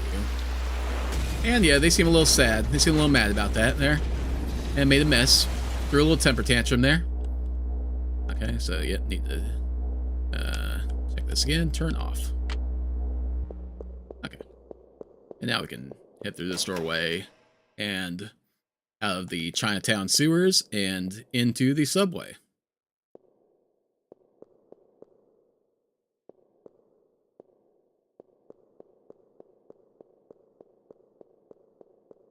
I can get on the stairs. Into a quasi-separate dungeon here.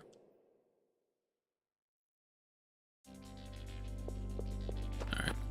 And we just need to follow the tracks up here, like 2 screens there. And there's going to be another boss fight here in a minute. And this one is one that's a little less tempered, a little less...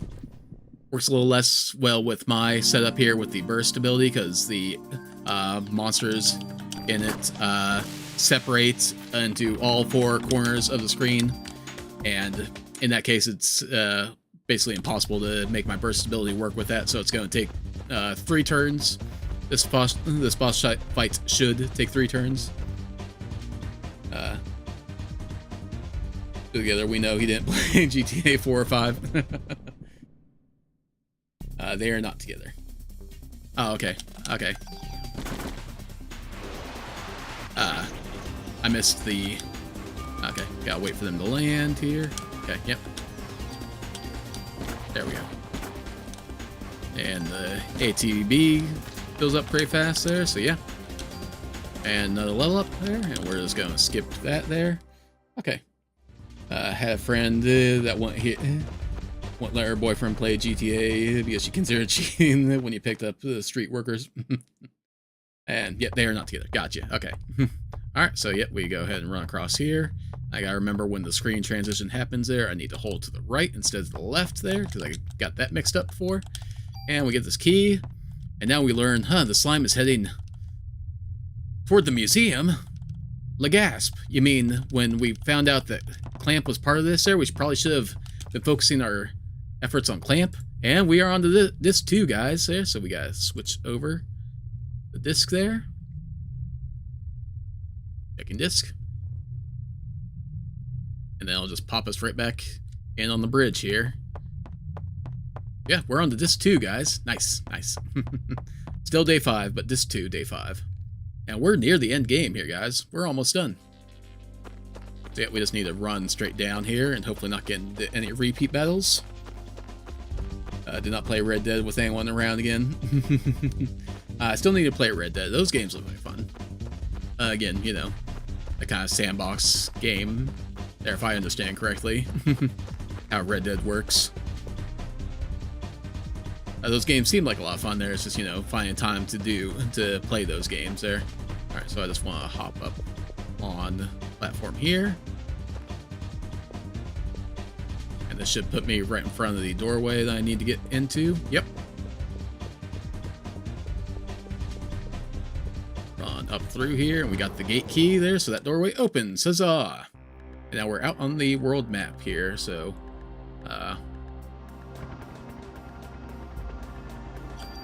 And we're going to the museum, guys. The last main dungeon of the game here. All nice and quiet and peaceful here. I guess that we're heading into the heart of the operation here. Imagine being in GTA Club, but not Red Dead. It's Wild West. Right. Okay. Oh, somebody got a lab coat. Who was that? Well, we're going to ignore that. Yep, we're not taking that bait. There, if we just ignore him and go straight on through here, the fights that would be in these areas don't activate, so we can just move forward here. I think there would be a fight against some chameleons in this room here. I don't think anything usually fights you in this room here, though. But in the next room there is where the fights start. And we're just going to walk ourselves right up to a giant scorpion here. Because, you know, normal. Someone obviously doesn't want me to get through. You don't say, Aya. You don't say. Alright, well, let's fight.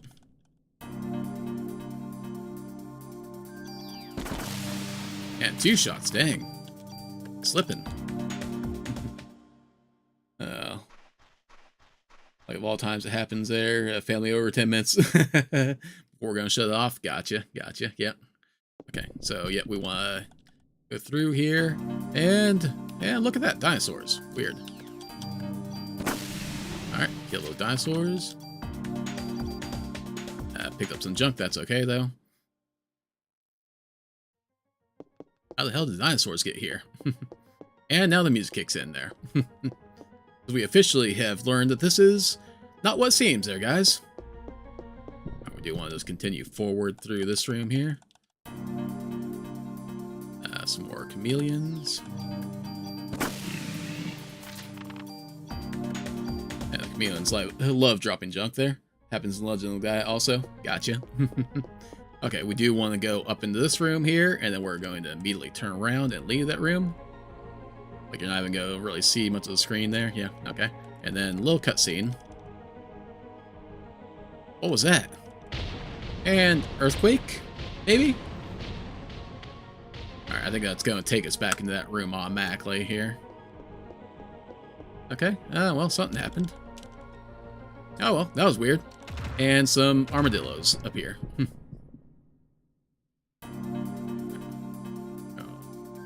Run up this way here.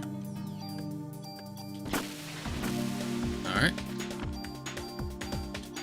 Oh, okay, our inventory's full there. Couldn't take that full cure. Okay. That could be an issue there, but I think that we'll level up before we need to take anything else there. We'll see.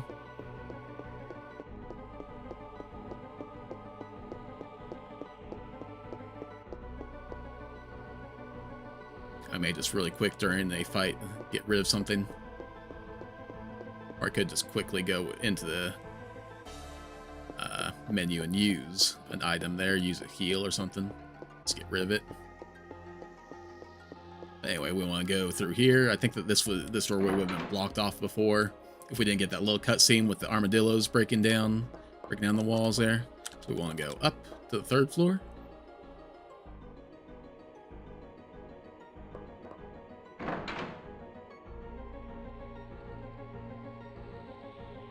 Let's follow the pathway as far as we can here. Another dinosaur.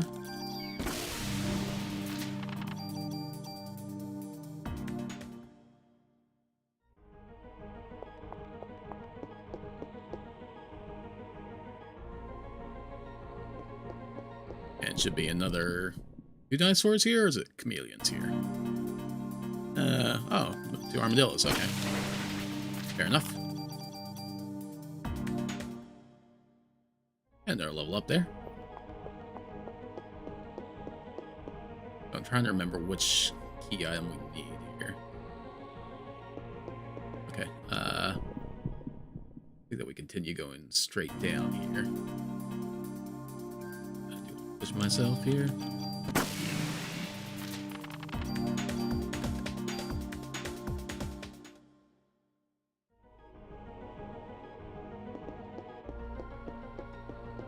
Head right here.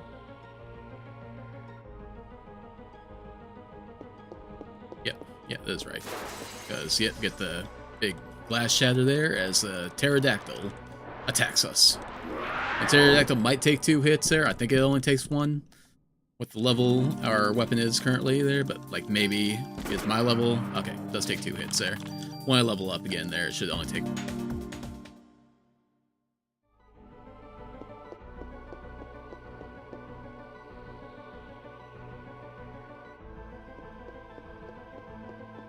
Alright, I think we're going to get another fight here in a second. Yep.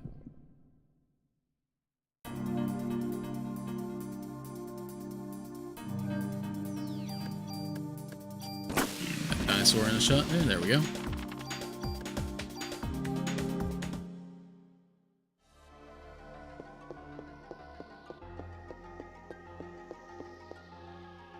Alright, I think that this has come across like a little tent area. No, not yet. Okay. Oh, another pterodactyl. Hi, buddy. Hey, critical hit there? Yeah, sure. Alright. And another level up. Nice. Okay, so we should have 2 open inventory spots now, at least. There for the 2 key items that we're going to get. We're going to get a key, and we're going to get a gun that we need to take. And now, head down this room here, and when we go in here, we should get locked in by some mysterious force. Hey, the door locked behind me. Rude. Alright, well, out the window, I guess.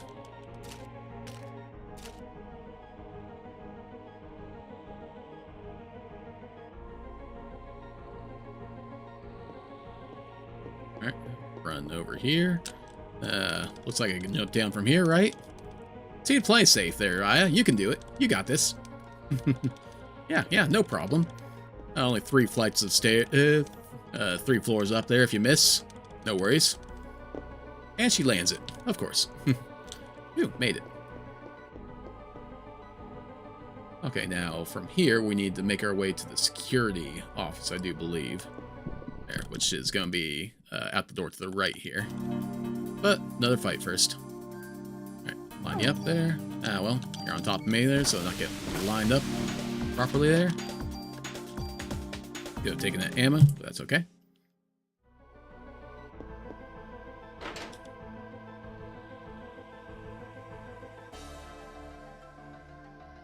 Alright, we're running up and right here. Yep, another fight there. I think this is going to have a scorpion and a pterodactyl. Oh, no. 2 dinosaurs and a pterodactyl. Okay.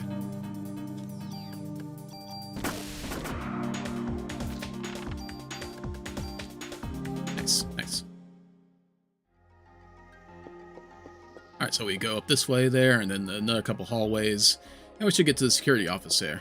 Okay, this is a room with a little tent there. If you go inside this little museum shop tent, there are 2 hidden treasure chests inside there. So yeah. Nice little hiding place for some treasure there. And the Christmas tree. Happy holidays again there, guys. How did everybody spend their Christmas there? Did you have a good holiday there if you choose to celebrate? There, if you did, I hope that you did have a great holiday. Gonna shoot each of you once there. Take a little bit of time. Could have taken that ammo, but that's okay. Alright. Now when we go into this room, there should be a cutscene, I think. I think this is where the cutscene happens. Or no, it's after we leave the security office that the cutscene happens. We get a fight here first. And a couple dinosaurs and a pterodactyl again. Okay.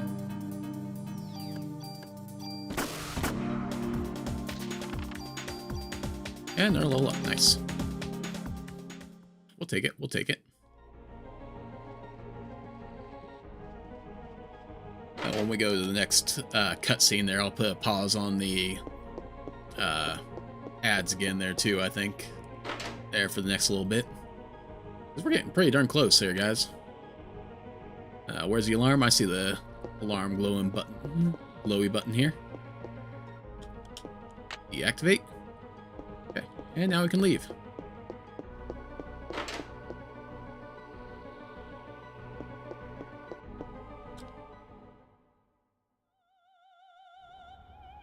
Alright, yeah, let's go ahead and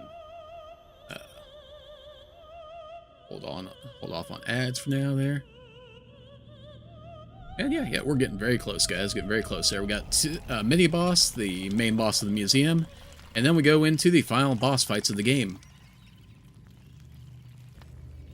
A good bit of talking in between all that there, or well, not in between all of that, but you know. Good bit of talking in a few places there. So yeah, we'll see how it all goes. As T-Rex comes to life here. Huh. Yeah. So, yep, meet the main boss of the museum here. Gross. Cool, but gross. Alright. Now we gotta run back down the hallways that we've been through here. We're going to try to get to Dr. Clamp's office. There, now that the security has been deactivated there, that room is opened up to us. So maybe we can confront Dr. Clamp once and for all there. Get some answers for what's going on here. Okay, another fight. Repeat fight here. Against the armadillos here, but if we get the first strike here, which we do. I missed. That's okay. Good taking the ammo again, but that's alright. Yeah, there have definitely been some little bits of optimization I could be doing throughout all this there with my setup. Another repeat fight. Dang. Okay. That's okay, though. Spam it real quick. There, should take all of them out. I can't take anything else right now. Need a VR version of this game? I'd agree. I'd play that. Alright, and the doorway is open here. Let's go on in. Someone's in there. Get the gun ready, Aya. Take him down. Shoot first, don't ask questions. Maida? Probably a good thing that we didn't shoot first. Yeah, Maida is here for some reason. Oh, well. Apparently my phone dying there. I missed that. Charge cord.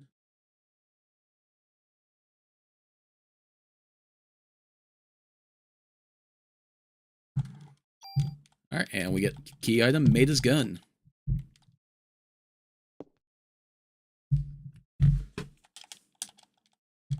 Alright, get my phone.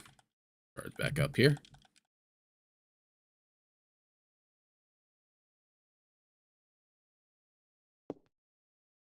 And Dr. Clamp.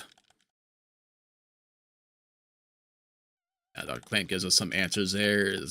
I don't know if we learned this yet there, that he was the one that worked with Eve to prepare to give birth to the ultimate being, where he supplied his sperm there. Oh, well. And Daniel to the rescue, as normal, as usual. Thanks, Daniel. Awesome of you. I appreciate it. Alright. Let's knock him out there. Oh, he's coming too. Well, okay. Let's get some answers now, I guess. So yeah. Wake him up, put him in the chair there. And yeah, so through science there, they managed to make a sperm that had no genetic material from the father. So to try to create the perfect ultimate being is the reason that the Japan one didn't work, was because the father's mitochondria rebelled against the mother's there and caused the ultimate being to break down. So yeah. So now apparently Eve has been impregnated there and is about to give birth to the ultimate being. There, we have to try to put a stop to her if we can, as Clamp calls upon Eve to set fire to the place there, try to take everybody out with him. But Daniel and Maida manage to jump out of the window just in time there, as Dr. Clamp sacrifices himself for his ultimate purpose there, I suppose you could say.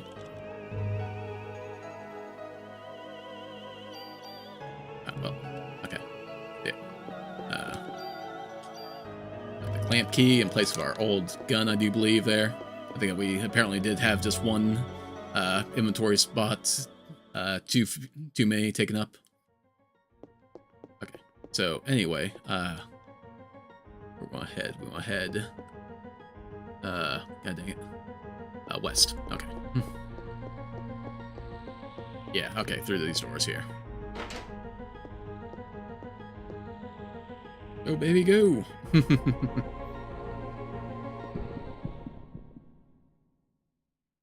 Alright, so our inventory should be full there, so any drops that we get there should be able to spam through it here now. Yep. Surprise Eve just didn't turn him into a monster to fight. That's fair. That's a fair point there. I guess maybe humans aren't well suited for that there, at least not until Parasite Eve 2. Alright, so yeah, we need to go this way up. Then we're gonna make our way upstairs here in a second.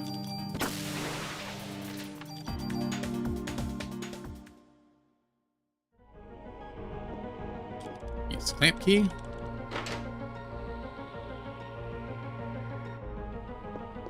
Alright, if we hug this wall there, I don't think we get into any fights.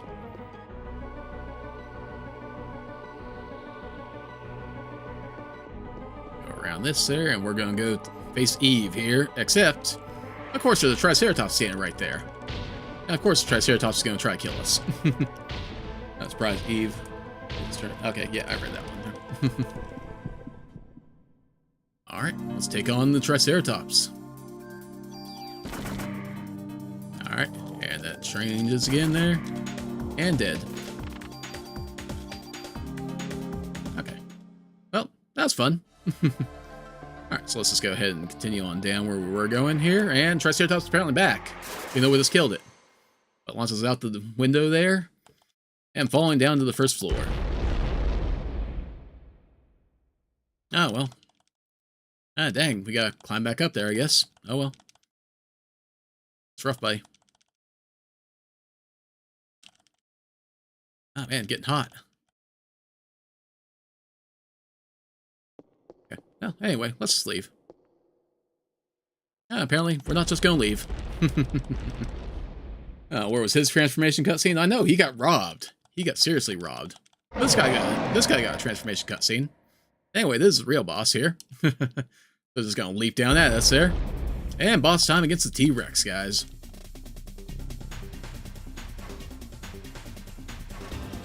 And just gonna wail on them there. Should just take 2 rounds, I think. No, 3 rounds? Oh, dang. You're a tough one. 2 rounds in 1 shot there. Okay, apparently I had gained one more space of inventory availability there. Okay. Anyway, run out here. We need to make our way back to where we were.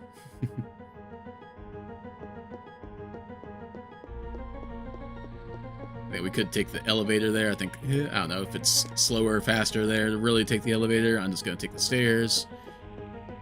And run across down. Again, just go the same path we just went there.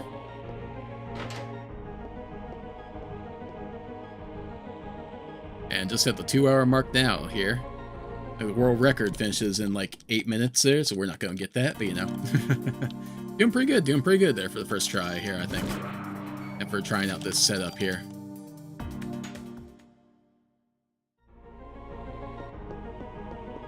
It's got a few boss fights there, a lot of dialogue, and, you know, a little running to do, if you will there. And then that's the game. Alright, let's go ahead and move up into position here.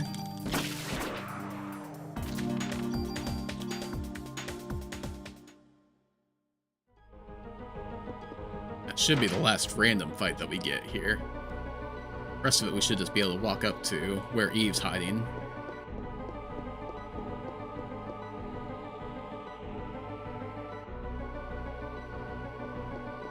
And no repeat fight with the Triceratops, thankfully. Or, you know, it would have been fun to have a repeat fight with him. That's what the Chrysler Building's for, though.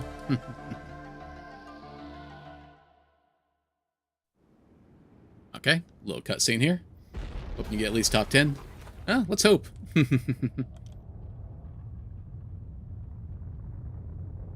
Like I said before, there are definitely some ways I could optimize this run. You know, first try here. First try. Let's get a nice little groundwork set up here for it all. When we get into the boss fights there, should be a breeze. This, like,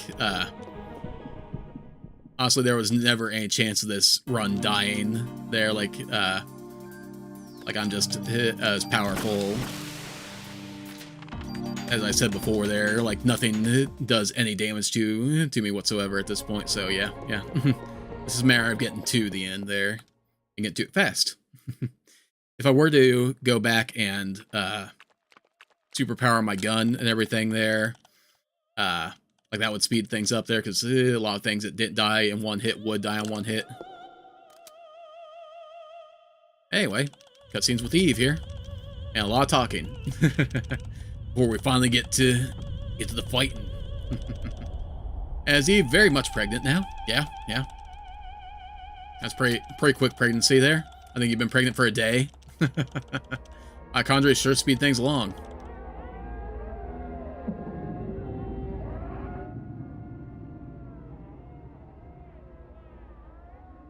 And quiet. Quiet, the baby's trying to sleep. As you hear the screams of the dead or something in the background there. Oh, you know, screams of the dead here come here shortly, you know. Because we haven't seen the last of the Central Park slime here, guys.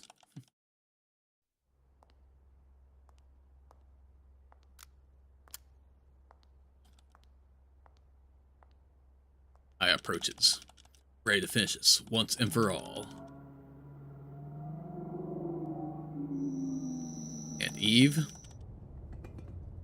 well, she's got a big old slime buddy that she's gonna call for help. That reminds me of seeing in Ghostbusters 2 here, a little bit. As the Central Park slime comes up out of the sewers there to form.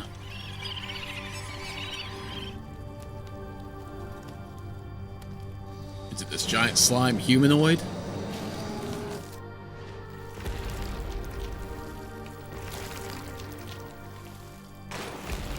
I don't know where it's going there. The museum's right there, buddy. I guess we're a little off to the side there. Side part of the museum, I guess. Didn't feel like we're that far off to the side, but maybe we were. Anyway, gonna give Eve a lift here.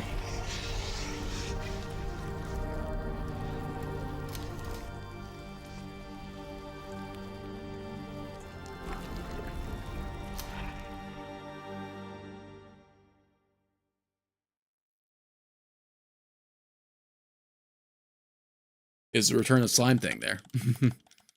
Return of Slimer here. And I just walked out the front door casually. Hey, did you guys see a giant slime wander by here? You guys didn't do anything to stop it? Jeez, come on, guys.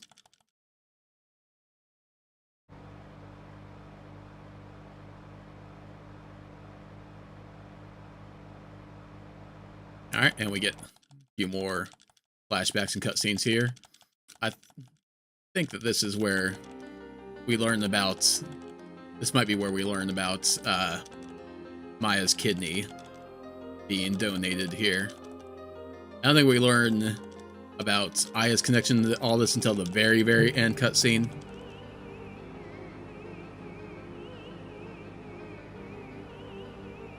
So yeah, we'll see that when we come to it there. Just so you guys know, time for this run is when there's a scene where we're running away from a monster there. You will definitely know it when you see it. And time for the run is when the game fades to black for the final cutscene of that escape there. So yep. I'll let you know when we get to it.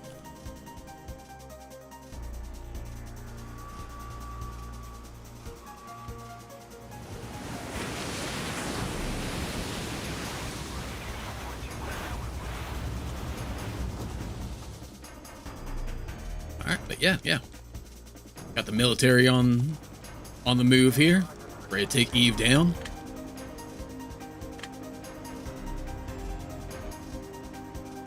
Hey, Daniel just let us know that the military is making their move here. Who this game marketed for? I don't know for sure there. As far as like the T for teen kind of rating there, I think it was like a teen rated game here. Yeah, saw it was walking with Stay Puft and Lady Liberty there. Well, we're gonna see Lady Liberty here soon enough. There's some real messed up imagery for kids. It sure is. Yep. Definitely 100% there. definitely a more mature rated game there than... Definitely not E for everyone rated, if you will.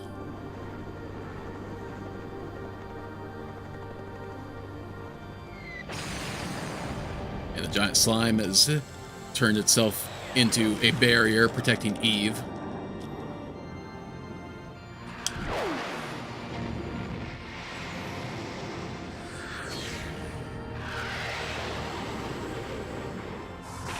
Just shooting jets out of the sky there.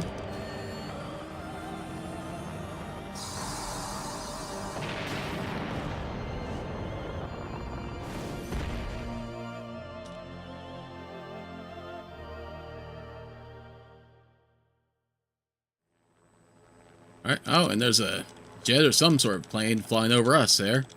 Meta doing the duck and cover method there that, you know, we know works. We've proven works just fine, just fine. But apparently this one isn't crash landing. There is landing to pick us up here and take us to the aircraft carrier, where we've been seeing those little cutscenes there with the general or whatever ranked, whatever military ranked personnel we've been seeing. Google said it was rated M for mature. Was it? Not surprised. I don't have this case in front of me here. It's downstairs somewhere.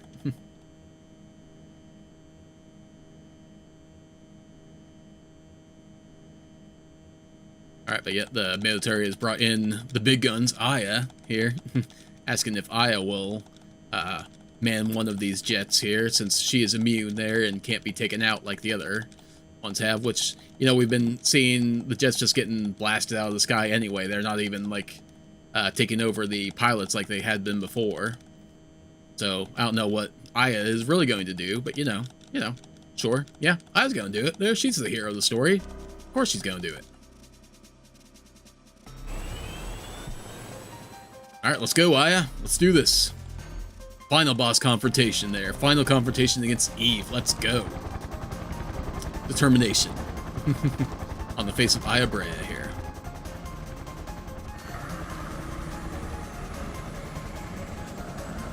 Get some flying Cinemax here. In between the dialogue. Yeah, not surprised at all that this would be rated M for mature.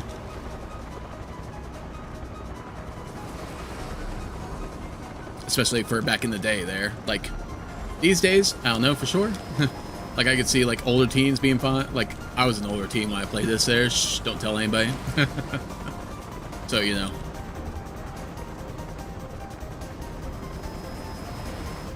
And I turned out fine, guys. I turned out just fine.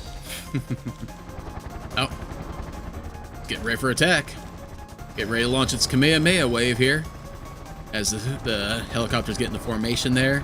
And Aya learns that they're all basically just human shields here for Aya. They're just going to stand in front of Aya and take the shots here so Aya can get her clear shot on the giant monster.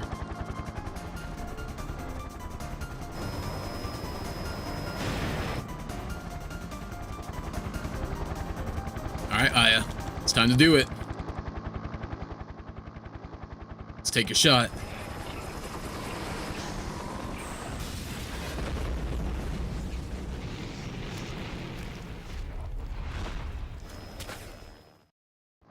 Get a little goop on you there. It's fine. It's fine.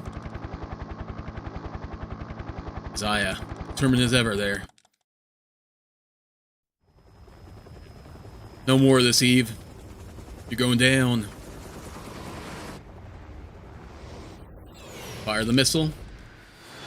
Uh-oh. And like I told you guys there, Lady Liberty's making her appearance here. No worries. No worries.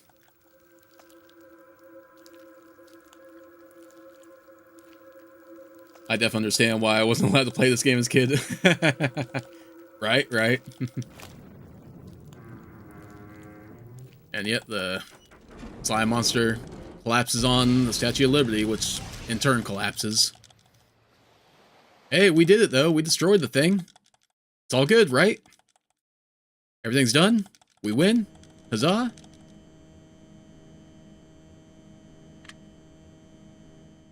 No, it's not over yet, Aya says. She can sense it.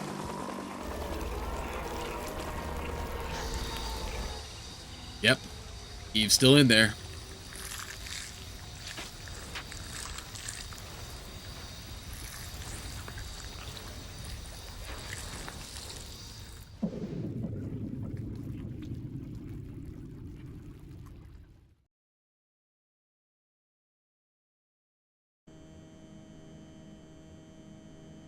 Alright. Alright. No saving there. Lost communication. Eyes on her own with this one, guys. As she's been the entire game. First one is M for anime violence and mature sexual theme. Okay, didn't want to get in trouble with the word. Fair enough there. Second one, M for mature anime blood and gore and violence. Okay. Fair enough. Okay, alright, cutscene here as Aya parachutes in, apparently just abandoning the helicopter or whatever kind of aircraft that was for sure there. Military helicopter there. And now we just run up to face Eve once again.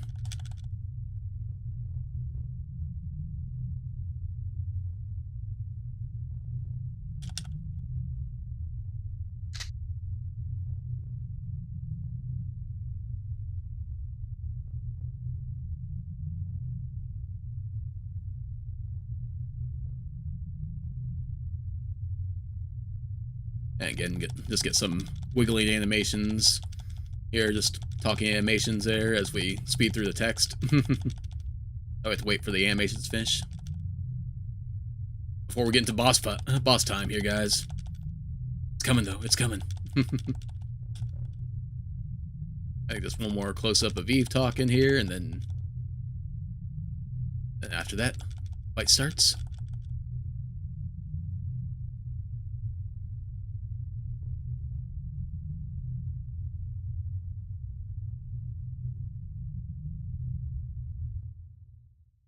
Alright, music quieted there, because yep, gotta get back to that classic opera music here. I wonder what Eve would have done if she didn't take over an opera singer there. She was just been so dull there, no fanfare, no special music whatsoever. Ah, well, there we go. First phase of Eve down. Pull out your PS1 case there to see. Yeah, gotcha. I appreciate it. Oh, we had to run downstairs to get mine there. So, yeah. Alright, Eve floats up into the sky there. And Eve transforms into her liberated form there. This would, it's kind of similar to Eve, or Aya's final parasite power there in appearance. You have to stay right there. Alright, that's done. Take that, Eve. And hey, guys, we defeated Eve. That's right. 4 rounds of combat there. You got a little something there, Eve. Got a little something. Funny, everybody knows that tears come from the inner corner of the eye, not the outer corner. Developers need to do their research. You're dang right they do. Shame on them. Oh, yep. As Eve's life fades, Melissa's life fades. Who knows at this point there? As the body of Melissa evaporates under the power of the mitochondria there. She's gone. Eve is gone, guys. We did it. Huzzah. And that is the end of day 5, basically. There, just got a little bit of talkie time, I think. Or does this go to the end of the day? Oh, end of the day. All right.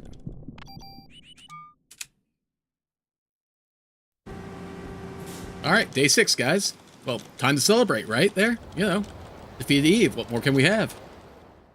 Don't have the third one. Never got that. Never gotten the PSP. Gotcha. I do have the third birthday. That is up here, but that's in on the other side of the room in the closet there. With like I got my PSP games all lined up in there. But yeah.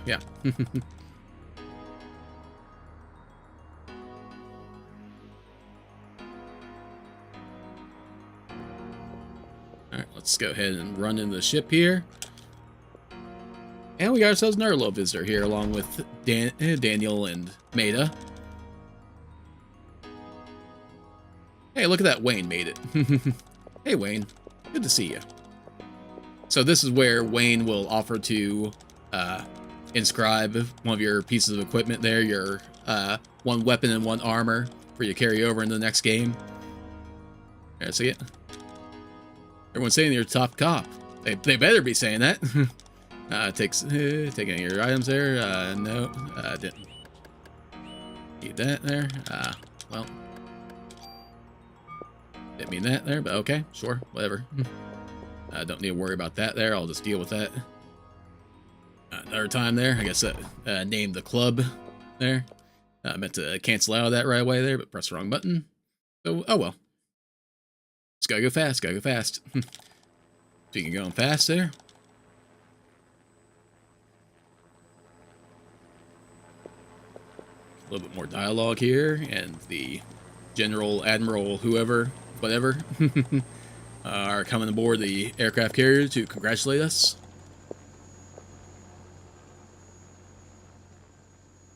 For a job well done, because the job is done.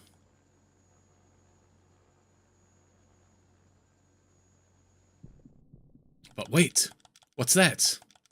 I sense something. A disturbance in the force. In the mitochondrial force. And apparently we got a ocean quake. As Eve was successful in giving birth to the ultimate being. Just delayed, just a little bit.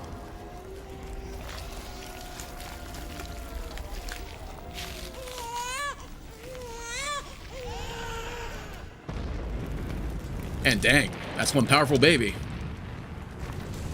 The screams take out 3 battleships there, another aircraft carrier there. Well, luckily not ours there, so we're still good. Ladies and gentlemen, the ultimate being. What the heck is that?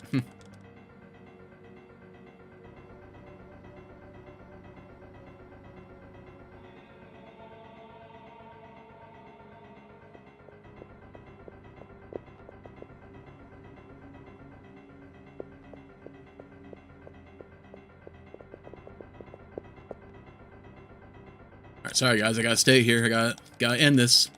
Gotta put an end to this once and for all. You guys go on. Get out of here. As Maida tries to give us something there. Daniel, I promise you, it's not just some stupid charm there. But what was it? Yeah, well, you know, we're fine. We don't need whatever it was there, Maida. Thanks, though.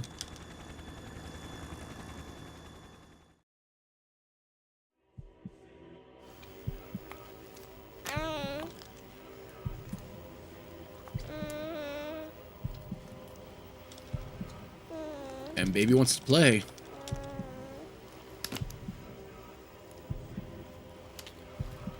Aw, so cute. Let's shoot it in the face. Time to take it down. Time to end the ultimate being. Happy birthday.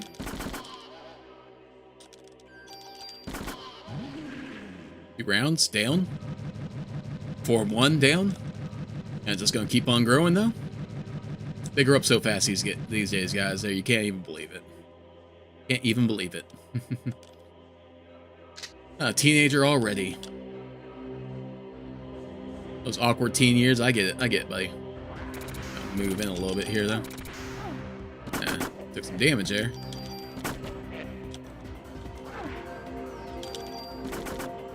And then yeah, just want to get the body that's on the ground there. Don't have to worry about the wings that are flying around.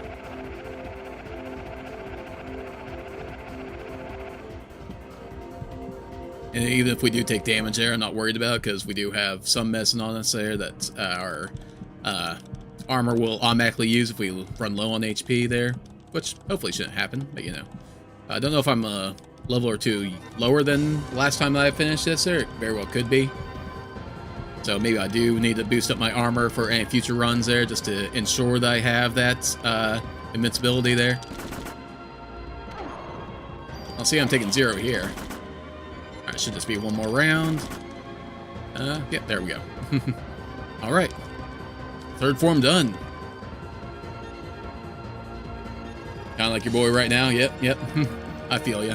I feel ya. Alright. Was that it? Could that possibly be it? Nope, nope, another form. And dang. Your evolution took a weird path there. Turned into some weird slime manta ray kind of deal. And we're doing 1 and 2 damage there. Less than good.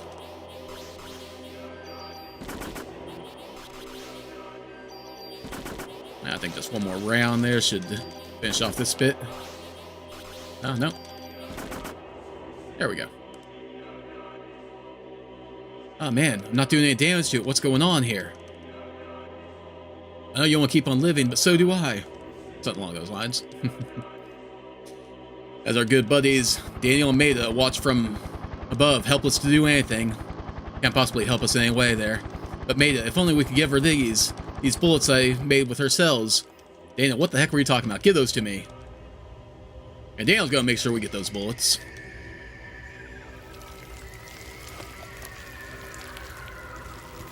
Wait, what's that? Daniel? Jumping out of a helicopter like a total badass. Daniel, best partner in the game. In games. The epic throw there, the epic catch. And the 8-point dive, you know, 8.0, you know, something like that there. Oh yeah, hey, thanks, Daniel. Thanks for giving me the weapon to beat this boss here. Alright, now we can actually do some damage here. We don't have the super speed boosts there that we did before, which is a shame.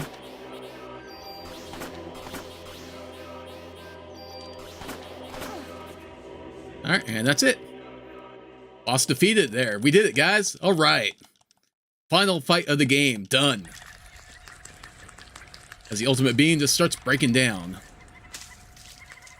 But Ryan, you haven't stopped the timer yet. Yeah. I know. I know.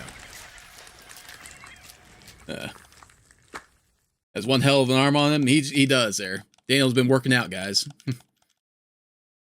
Alright. And as a concerned partner would, Daniel. Oh, but nope. Slime's still moving there, so we gotta get moving. Alright, see it. Welcome to the final confrontation of the game here, where we gotta run away from the ultimate being that is falling apart. If it catches you, it's instant death. So, don't let it touch you. Don't let the slime touch you. Alright, so gonna look at the map here. Oh, hey, there's a engine room there. We're gonna go down to the engine room and blow things up here. So we are going to go ahead and go up, take the left path.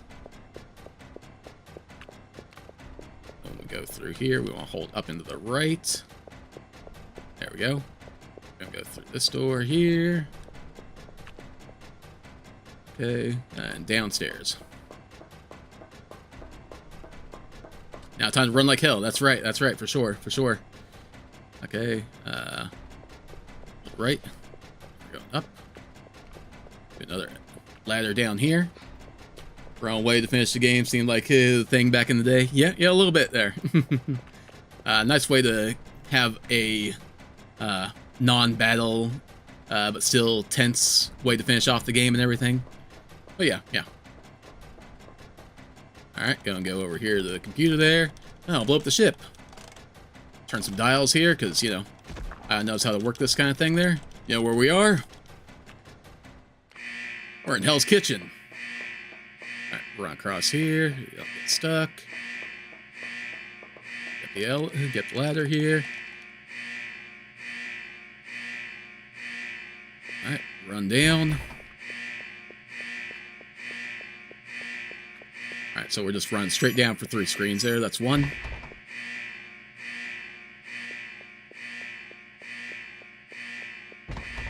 Alright, time's coming up here in just a minute there, guys.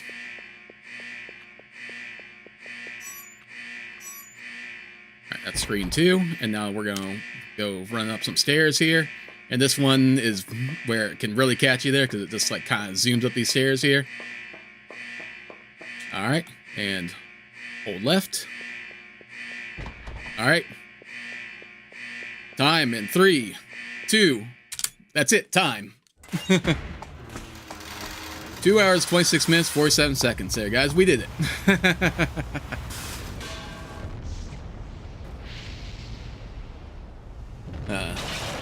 Part in Nintendo 64 Spider-Man, the finale running part there. Yeah. Kind of looks a bit like Quetzal oh, yeah, in Final Fantasy VIII. Yeah, yeah. What's a Codal or whatever it's called there? Yeah, yeah, I see it. Yeah, let's go ahead and take a quick look at the speed run for Parasite Eve. Let's see where that kind of ranks among others there. Yep, time. Miscellaneous category there. New game plus. So 2 hour 26 there. That is just enough for the 10th spot there on the current leaderboard there. So yeah, I don't really have to mash anymore there. This is already time. So yep. Maya's inside of you too, Aya. Wait, what? So this is where we learn that Aya had something transplanted from Maya into her as well, her cornea. That's kind of why Aya's having visions that Maya had. There, that's kind of the explanation here. So you're seeing, so Aya is seeing the last things that Maya saw, her last memories. And it's also why her mitochondria there. Yeah, yeah. Oh yeah. All right, go ahead and close that screen because that website tends to mess up every time. 10th all time in the world there, according to speedrun.com for this specific category. This very specific category, that's New Game Plus. Yeah, number 10 on that leaderboard there. So, you know, hey, not bad for a first try. And like I said, there are definitely things I can do to improve that time there. I can actually get my gun fully upgraded there, and I can work on some of my menuing. There was a couple points where, like, I had to stop and glance at my notes there for where we were going. But yeah, yeah. I had fun with it there. Hope that you guys had fun with the speed run there, you know. Nice to have one of these on the channel there. Like, I definitely want to do more. Definitely want to try, like, this. I do want to do this one again sometime there, but, you know, like, I'll get things, like, prepped for it there. I think that there were only, to be honest, there were only, like, 13 runs submitted for this specific category that was on speedrun.com, so, you know. I am within, like, a minute of, like, the top, like, 7 spot, I think. They're all, like, really close in that last, like, 225 range there, so yeah, we were really close to that. Quest 64 speedrun? Maybe. Nothing off the table right now. Not yet. So yeah. You know, this was fun to do for the 13th anniversary there, 13-year anniversary for the channel. Nice way to bring back a classic of the channel there.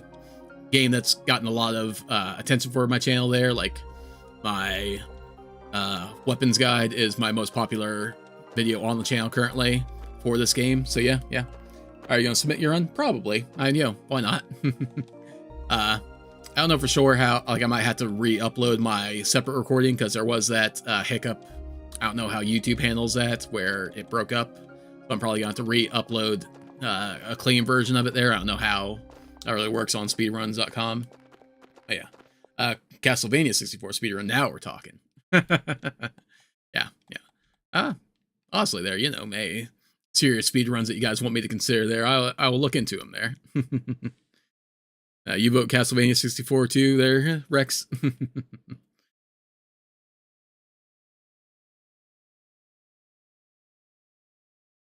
Fair enough there, but now that we're at the end of the game there, back where it all began, back at Carnegie Hall for another rendition of the exact same play that we were watching at the beginning, so yeah. Weird, but okay.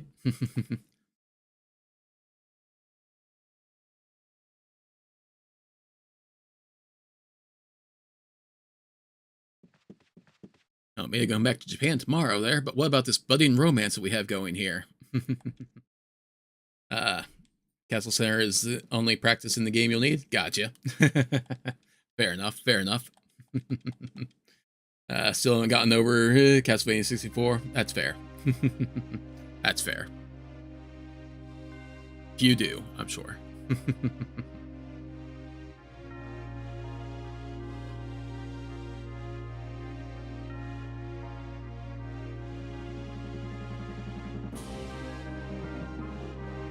Is there a speed run for a PS1 game called Ball Breakers? And yes, that is the real PS1 game. Probably. Probably take a look at this there. This is all auto scroll text there, as with the beginning of the game. There, the opera is just runs on its own here. What was that name again there? Ball Breakers.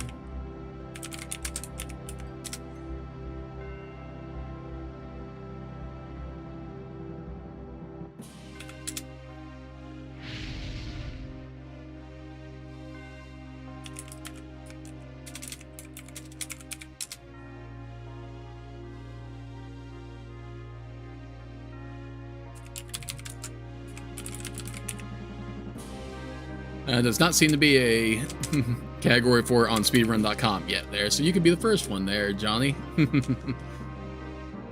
if you're pushing me into it there, I could be the first one. But yeah. I did kind of overlook there that, you know, a little tone deaf to bring a flaming torch onto the stage there after what happened the last time that you ran this play, presumably last time there. Yeah. Hey, down front there, can't see. Oh, yep, sorry there. Get with it, guys. Haha. And scene. And then go to the sitcom rolling of credits there after the get with it, guys. Oh, yeah. This game's a lot of fun there. Either way. Sometime I'd like to attempt the full new game run there. Not the new game plus, just like a full flat start from the beginning and play through it there, but I do know that that's a little RNG dependent, where for like a real top time there, you want to get a specific weapon to drop during the game, and if it doesn't drop there, then, you know, kind of out of luck for getting a really good time. But yeah, something I'll look into. Maybe someday. Haha, trauma, indeed. Trauma's just funny.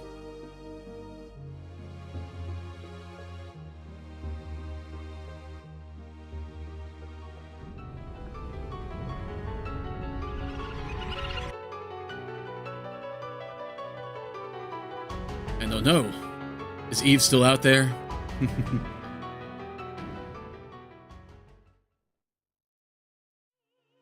The influence of Eve still among us. As all the eyes in the odds begin to glow red.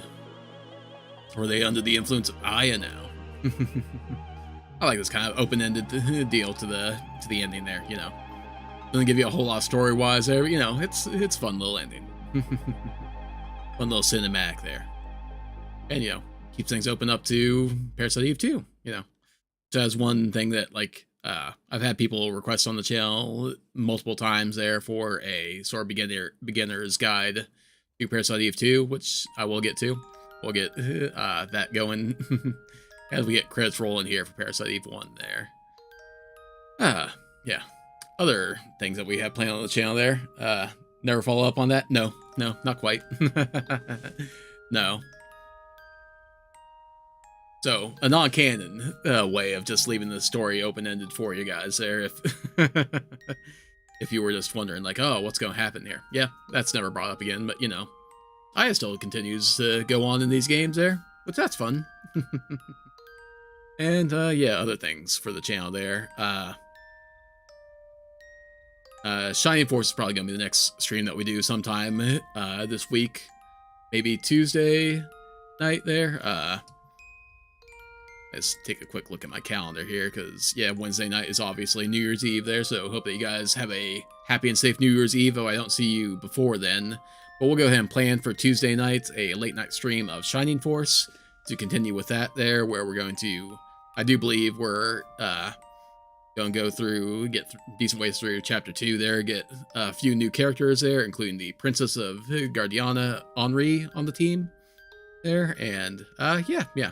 Gonna try to, as we continue with that game, the plan is to show off all the optional characters for Shining Force to get them included in the party there. And then Azure Dreams there, the next time that we do Azure Dreams, we're going to be doing a fusion episode, going over the mechanics of fusion, getting some very cool abilities on our powerful party members. You